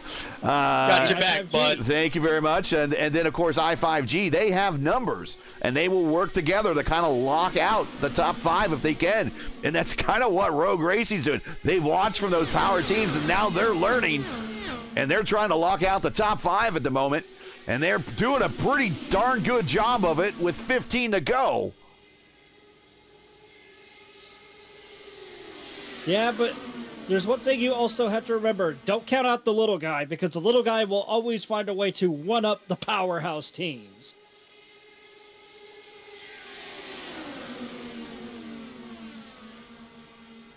I've done it a couple of times. Tie up into the wall. Being 5'6", I do agree with that sentiment there, bud. I'm 5'8". Hey! No harm, no foul. I just got you by a couple inches, but still. All right, I'm 6'1", so. Oh. But I'm a firm believer of power of strength in numbers. Yes. And again, Clindy not getting up and challenging Trost. This is 100% strategy. Why get up there and fight him? Trost will want to fight to keep the position. Why bother? Don't race, just race smarter, not harder. And that's exactly what Clindy's doing. As right now his teammate Brian Campbell has his 6, but here comes Mitch on the high side, Jacob Collins.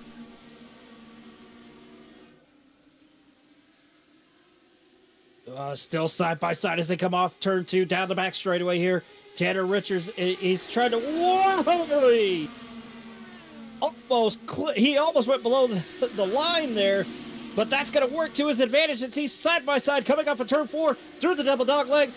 But with Jacob Collins there as they go off towards turn number 1, I believe he got Jacob Collins by a thousandth of a second or so.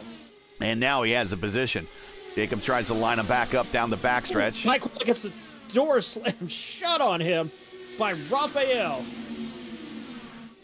10 to go, coming to 9 to go now. It's Clindy, Mitchell, Campbell, Richards, Collins, Estrada, Reynolds, Quilla, Monsivas. Hopefully I'm saying that right. Brandon Monsivas back in 9th. There he is.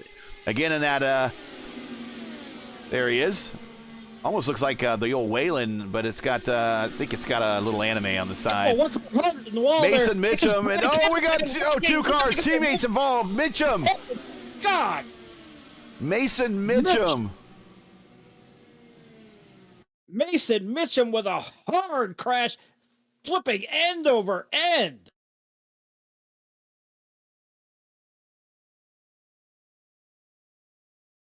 And again, barrel rolls that would make the Blue Angels very proud. In fact, if he were to have a flight log, he should probably log that airtime. Yeah, frequent flyer miles. FAA gonna be fining us for allowing these people to fly without a flight plan registered. So yeah, please donate to the stream by all means. So here's what happened. I think Campbell gets up into the wall, and then this is one of those things when you get up in the wall and it just grabs you and won't let you go. And then he comes off the wall, and unfortunately, he gets a little bit of a netcode boot from his teammate, Ty Quilla, and there's contact. Ty was a victim of what I call the closing rate here in IndyCar. This is so fast, and what I want to show you is from his point of view at full speed, okay? So we're gonna go back a little bit further. Here we go. And what we call that situation there, Gary, we call that the NR 2003 super glue, where you just get stuck on the wall, even if you wreck. Yeah, he was even on the brakes, and downshifted and tried to avoid that. And he was on Brian, really, as soon as he was trying to brake. So that is the victim of the closing rates in these cars. That's really, when you race these cars, if you're learning to race these cars, if you're wanting to learn how to race these cars, the best thing to do is that you're looking down the racetrack, past the car in front of you if you can. But it's very hard because you sit so low in these cockpits. The camera angles I use are mainly what TV uses for camera angles. We don't really have anything for the in-car like the cam, for the helmet cam, at least on this camera pack. But if I showed you anything inside the car, it wouldn't be very realistic. But inside the car, you're another about 6 inches or more lower from where this camera angle is right here on top of the roll bar, and you're staring through this bar right here. That's the aero screen bar. And when I was driving the car an awful lot, I would use that aero screen bar as kind of an aiming reticle. You can get into the software and you can say make it transparent, and it will become kind of transparent in the sim for you. I kept it on all the time for realism, but when you're sitting down in the car, you don't see much more than just that in front of you. But the thing you need to do once you get on the banking is you got to be looking way further down the racetrack. And sometimes you get so focused on the car in front of you, before you know it, they get into a problem, then you're all of a sudden in their problem. You know, right before that caution, I was about to make the statement, you know, if Tanner can clear at least 2 of these cars before 4 to go, he's got a shot at the win. Clendy has 50 on the start, 50 lap old tires.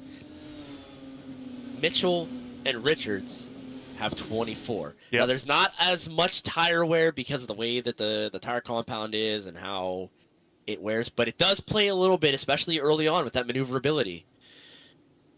Will we see Richards go 3 wide, maybe even use the apron aggressively in that quad oval coming to the line? We'll find out soon enough.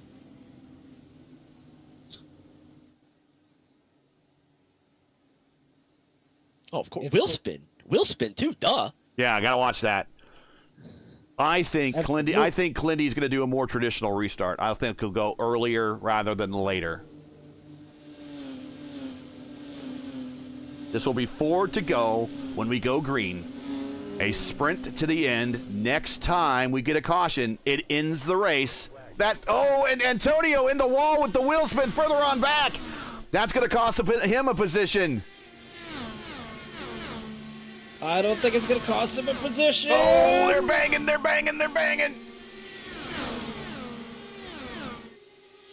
Please don't be a caution. This is going to get good. Oh no. Keep it off the racing surface. He saved it. What is he doing? 3 to Still on the go. track. I think he's trying to bring it around, but he's 100% got a meatball, so he needs to report the pit road. It is Clendy down low. He's just going to ditch it. He's going to protect the bottom side. Tanner Richards on the high side now, moves to second. Coming to 2 to go. This is where that maneuverability is going to come into play. Is he going to be able to pinch him? Oh! No, he's going to go high. Maybe a bit of a side check on Clendy. Clendy sends him up the racetrack. Clendy stays low down the backstretch. Coming to the white flag this time by. It is Clendy, Richards, Mitchell, Collins, and Montesavis. Oh, they almost make contact there between Tanner Richards and... That's, Richards. Dave Mitchell. Mitch, and then here comes Jacob Collins. Final lap, white flag in the air. Clendy has an edge on the bottom going down the backstretch, going into 3 and 4. Here comes Mitchell trying to go for that second win this season. Here comes Jacob Collins on the bottom. He's looking for a podium finish. At the line, it is Clendy, Mitchell, Collins, Richards. Mitchell had the chance, but the car decided to clip the wall just a tad bit, scrape off some of the speed. Gotta love it when you get a frog in your throat out of nowhere and it just stops you right in the middle.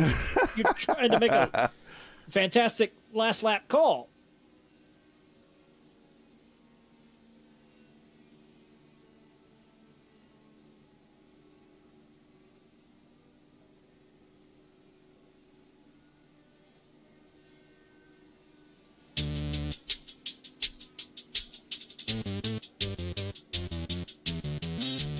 Yeah, very heads-up driving there at the end from Richards. He was about to drop in front of Collins, but Collins had such a run coming out of turn 4 that he just aborted that. That could have been catastrophic for all 3 of those drivers. Him. Oh, yeah. And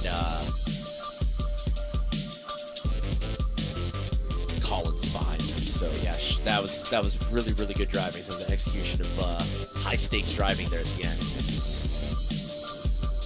All right, here is the final results. Clendy, the number 1 car of the split, gets the win by 1/10 of a second over Dave Mitchell. Jacob Collins third, Tanner Richards fourth. For Porty, the mailman delivers on P5 for Brazil. Rafi Reynolds sixth, Rifaro in seventh, newcomer eighth, Sol in ninth, and Montesalvis, again, hopefully I'm saying that right, 10th. What's that? I'm just gonna say we had a mounting between first and third on the front straightaway here doing donuts. And in 9 months, we get an NXT car. Brandon Trost, 11th. Zorstrom, 12th. Estrada, Quilla, Mitchum, Campbell, your top 16. Mauricio Fortson, Vasquez, and Howe, your top 20. Pelig, Solis Jr., Roman Zini, checking in the chat. Edwards, and Zier, your top 25.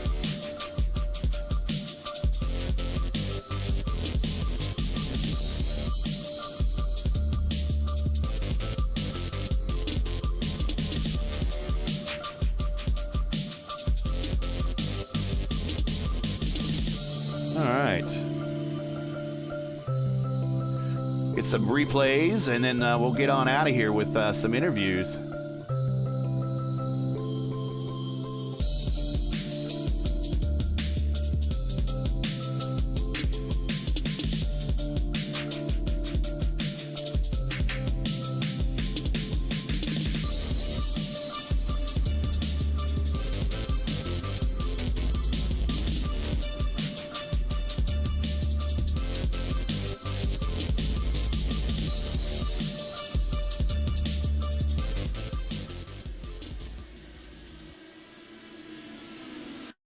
All right.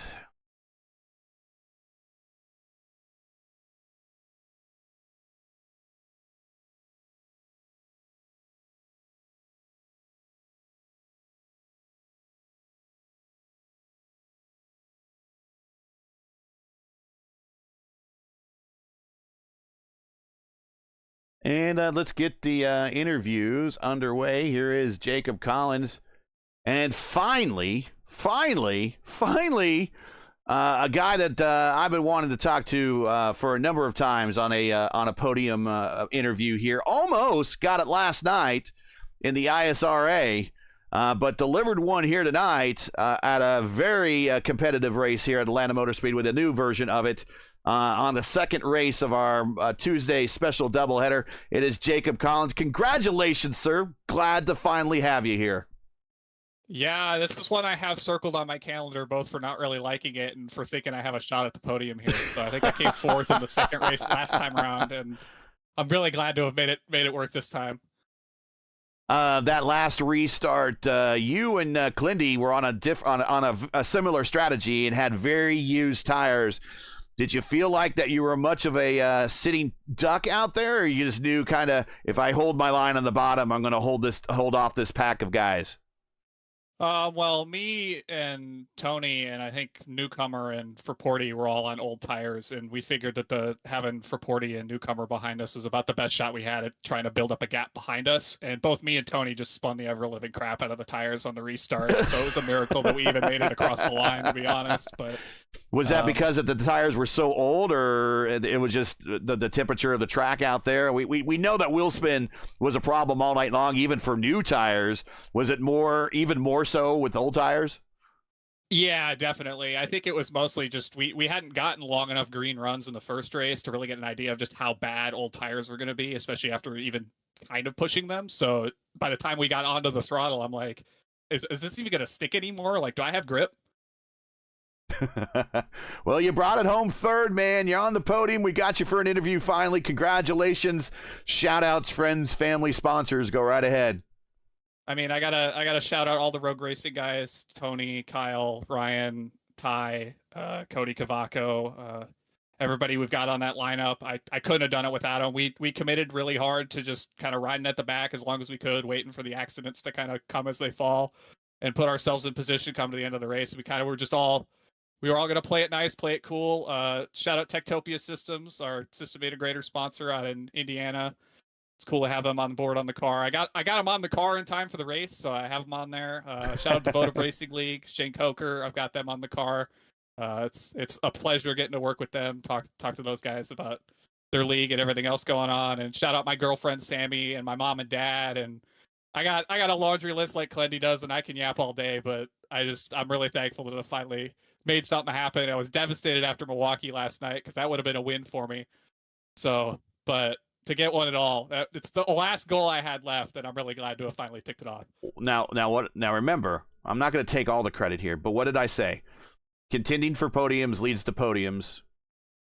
Podiums leads to wins. Wins lead to championships. Remember I said that to you? Absolutely. And Gary, I wouldn't be here There without you go. at all, man. I wouldn't be here without you, without all the guys on the Rogue Squad. Like I have no one more to thank than you and P1 and all the guys that put these shows on for us and get us in front of everybody's eyeballs. And shout out Kyle's mom, because I'm sure she's watching. We'll throw her in there too. Well, we knew it was just a matter of time. P3 Jacob Collins breaks through with his best finish really here on the top split. First of, I'm sure, many more to come. Congratulations, and go enjoy it. You earned it in a very hard-fought race here on some extremely old tires to come into the finish. Thank you, Gary. And that is Jacob, a very happy Jacob. Coming up next is Dave Mitchell. We'll bring up Dave right now. Here is Mitch. Congratulations, Mitch.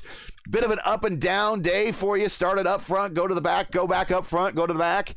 But you finished up front, and that's the key thing. Congratulations. Best finish since getting the win earlier this season. How you feeling?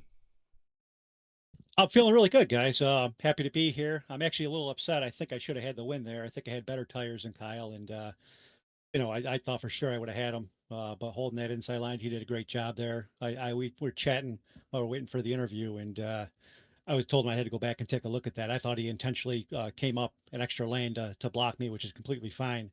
Put me into the wall a little bit. I think I lost a wing. I don't know when I lost that, and I was able to battle back and still finish second. So I'm happy with that. And again, thanks to you guys for what you do, because that makes it makes this that much more fun. Now, you had the newer tires. Was the wheel spin just as bad, even on the newer tires, as it was for those that had the tires twice your age? Listen, you guys saw me last race, right? Beginning of the race, I spun it. Yeah. Half a second into the race. So yeah, it was horrible all night long. Even I saw Kyle, took it easy on taking off on that last restart. I took it easy, map 5, dragging the brake, half throttle, and it still wanted to go. So yeah, it's tough. Yeah, it's normally you see the car with the wheel spin IndyCar wise on the sim is the IR05, the IR09. Because it has that really low torque range. You don't see a lot of races where the IR18 has a lot of wheel spin, and that seemed to be the case this week. It was kind of an eye-opening experience for a lot of people, and a lot of people have picked up a learning experience. Are you chalking up everything you learned here as a learning experience as well, especially at the wheel spin? Because it might be a while before we see it again. Yeah, absolutely. It's just, learn from your mistakes, try to improve. I was really happy to get the win the first race of the season. I'm upset that I didn't get the win today, so that's progress on my part. I got to race a little bit cleaner with some of these guys. I chopped Ty's nose last week. I got to send an apology to Adriano Pinheiro from earlier, the race earlier. I ended up taking him out. He did recover, and then he got taken out again. So he, I kind of give myself a pass on that one a little bit.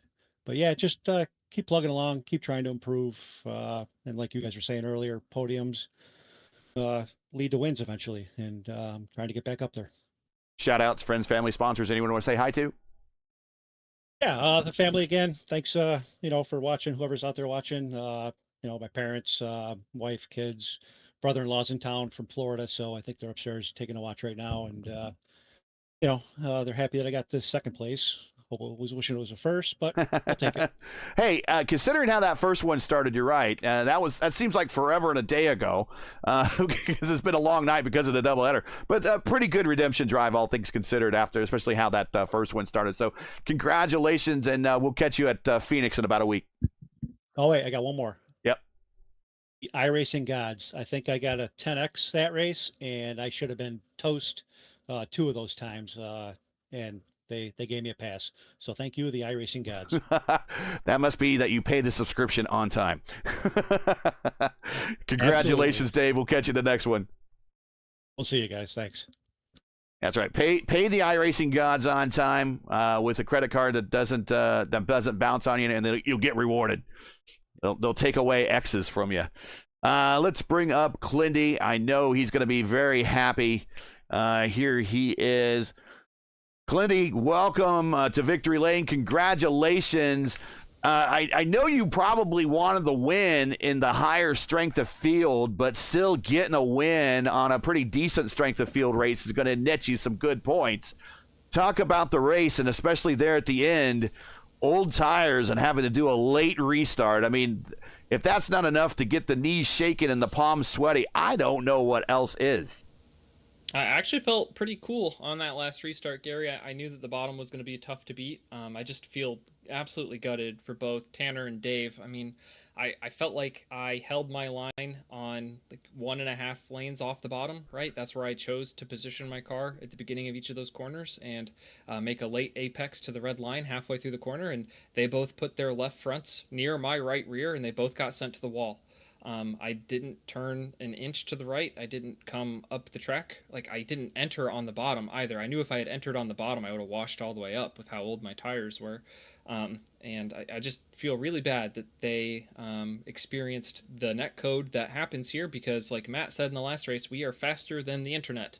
So in that last race, a similar thing really happened to me. You know, there are a couple of drivers out here who are not weekly names, and I had put myself in a position to try to put myself in the lead, and they just continued to turn left while I was underneath them and misjudged the gap, and it sent me right into Hollabaw's lap. So I don't want to name names or anything, but you know, it happens and people need to learn. So that's how you learn, by doing, right? Or by practice. So if you want to practice, come race with me in the Votive Racing League. We'll resume racing June 8th, Sunday, June 8th. But in the meantime, I offer free coaching and free lessons. If you're part of the league and a part of the Discord, you can ask me questions or book one-on-one time with me, and I'll help you get better at any of the ovals, and Jacob Collins will help you get better at any of the road courses.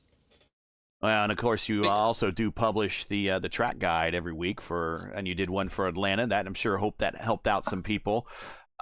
Let's talk about getting all 5 of the team up there, 1, 2, 3, 4, 5 for a restart. I bet that made the restart nice, where you could synchronize all that.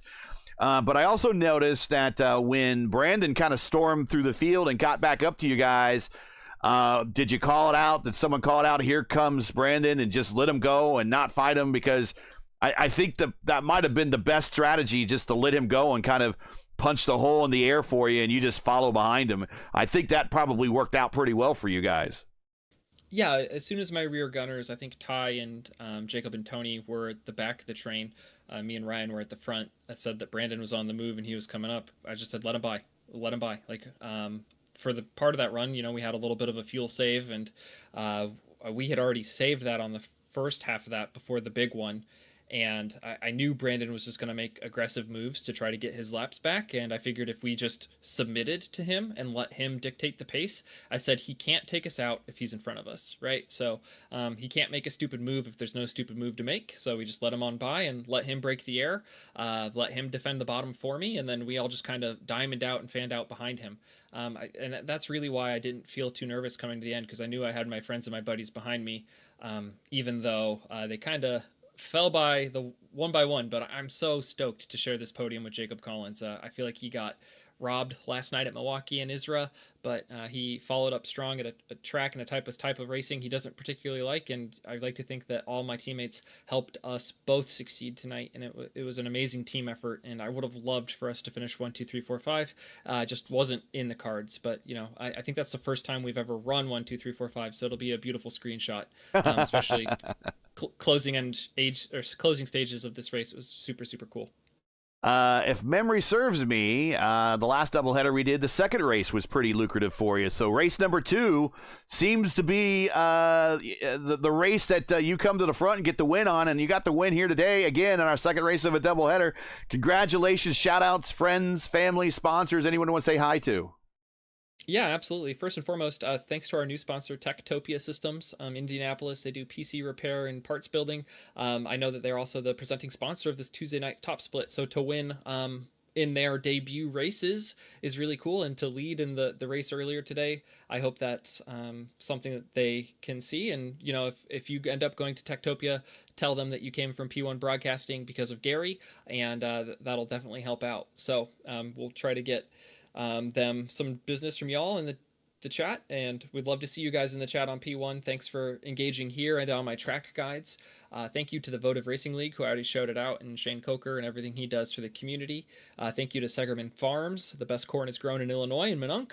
My cousin Craig grows it, and he can give you corn, beans, or septic heavy machinery anywhere in the lower 48. Just give me a ring and I can get you in touch with Craig, and we'll get you all squared away.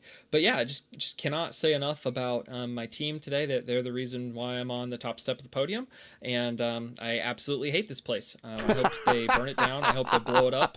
I hope they resurface it with dirt or with graphite powder or Johnson's & Johnson's baby oil, just whatever. Just this is terrible. This is the worst thing that's ever happened in motorsport, and it needs to be fixed. And I'm happy to go on record saying that. So Roger Penske, I know you got a lot of money laying around.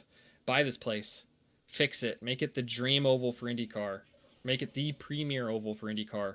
And let's get rocking. Let's get 2 dates with NASCAR and IndyCar here once this pavement wears out and NASCAR gets bored with it and wants to do something different.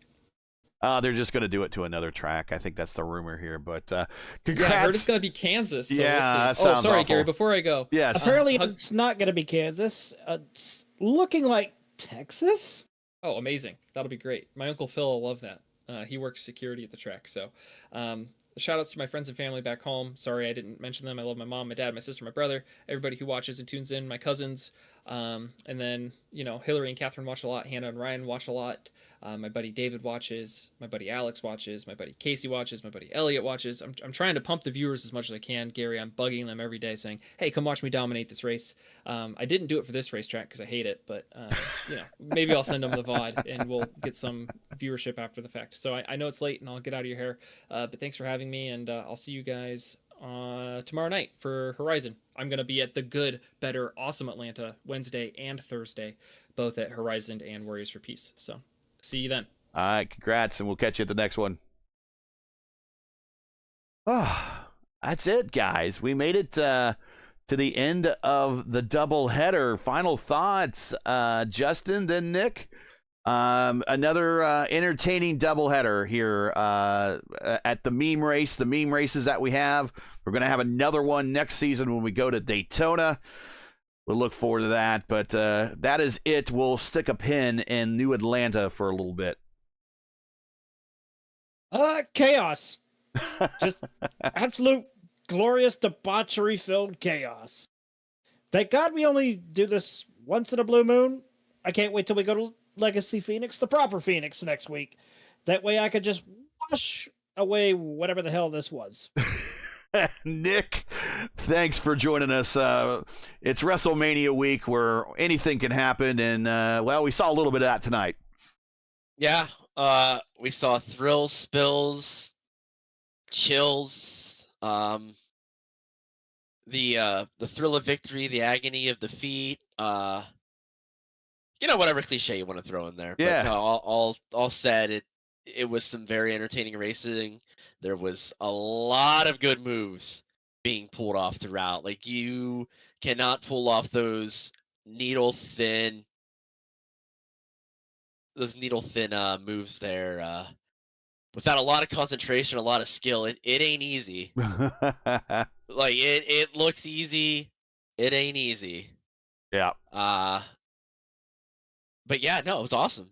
It was awesome. Glad we come here. Glad we do these races, because it is, again, it's something that we will never be able to do in real life, and it is really an incredible kind of sight to see what these machines actually could do if you just let them go full out. And if you think about it, this car is going to be getting an update here soon with the hybrid. They can go even faster, supposedly. So, oh boy, we'll see. And also, there might be some changes to the car in terms of how the weight's distributed. It might potentially even make it faster then too. So we shall see. There's still a lot in this car to go, but to be changed. But they were really flying today. We won't see speeds that fast again until we get to Daytona and Talladega and iRacing Superspeedway later this year. So thanks for joining us. Appreciate having you here, and best of luck in the Open Series where you're among the points challengers there. And I'm sure we'll have you in the booth again sometime in the future here real soon. For sure. For sure. Well, let's get on out of here. That is it for tonight. Once again, your podium from Atlanta Motor Speedway. For race 1, it's Matt Hollenball, Josh Ward, and Trey Shadid. Your podium there. And a race 2, just like last doubleheader we had, Clindy wins. Mitch, that's right, David Mitchell second, and Jacob Collins with his first podium interview. So we had 2 first podium interviews for a first time in a while today. Hollenball up on the podium with the win in race 1, and Jacob Collins in race number 2 getting his first interview. Join us again next week for round 6, week 6 of season 2 of 2025 of the IndyCar Oval Series. Tuesday night top split presented by Topia Systems as the teams and drivers head to Legacy Phoenix, or as I like to call it, Phoenix as God intended it. Coverage begins around 8:15 p.m. Eastern time. Again, that's 8:15 p.m. Eastern. Remember, it's a time change. We just kind of gone through that. It's an all-new season, whatever. Just for the correct broadcast time in your area. If you're never sure, just come right here to the channel, youtube.com/@P1Broadcasting, and you can find the correct broadcast time in your area. Hey, we love bringing these races to you, but they're not easy. Require time and money to produce. If you share our passion for the sport of IndyCar, and frankly, you probably do if you've lasted this long into the broadcast, what you need to do is take time to visit our GoFundMe page. The link is in the description, and donate to our 2025 broadcast fund. We do realize times are tough, so any contribution we greatly appreciated. And we thank you for watching and making us part of your Tuesday evenings each and every week. Now, as you know, the YouTube algorithm game's not an easy one, so please help support P1 with the weekly grind. Leave a comment below. Let us know what you thought of tonight's race. If you enjoyed tonight's coverage, support us by smashing like it. If you're new, click subscribe. In fact, when I just said subscribe, the button probably just lit up. Go ahead and click it, and while you're at it, hit the bell for weekly reminders so don't miss out on more of P1's other iRacing programming, including tomorrow night. The Horizon IndyCar Series continues their season with round 10 right here at Old Atlanta, 8 p.m. Eastern time, followed by back-to-back days of the AMA action on Thursday and Friday. They will be at The Rock, very appropriate for WrestleMania week, starting at 8:20 p.m. Eastern time. Promotional consideration paid for by the following Topia Systems. Topia System is the presenting sponsor of the Tuesday night top split here on P1. Topia is where quality and affordability go full throttle. From custom rings to powerful pre-builts, Topia delivers top-tier performance without all the sticker shot. Built with premium parts and backed by a team that really cares, every system is tuned for gaming greatness. Topia Systems, built right, price right, game on. To learn more, check out their links in the description. SimWrap Market is your go-to source for iRacing paint templates and broadcast resources. From clean base liveries to pro-level design assets, SimWrap Market has everything you need to build your brand on track. They also offer high-quality track cams to give your streams and replays that polished cinematic look. Visit simwrapmarket.com, download, customize, race. Track cams for this race are provided by Whiplash Sim Cams. Get the most out of your iRacing experience with Whiplash. To learn more, like them on Facebook, follow them on X and Instagram. Links are in the description for business inquiries. To learn more about P1 and what we do, like us on Facebook, follow us on X and Instagram, and you can find all of our social links all together on Linktree. Just check them out in the description. So for Justin Petschauer, Nick Sudik, who else did we have in the booth here? Mark Murphy, even though I didn't hear him. We had Hollenball up here for a little bit. You name it. Everybody here at P1, I'm Gary Gatto saying all good night. Thanks for watching. And to all of our men and women serving in the military and as first responders, Godspeed, God bless, and come home safe.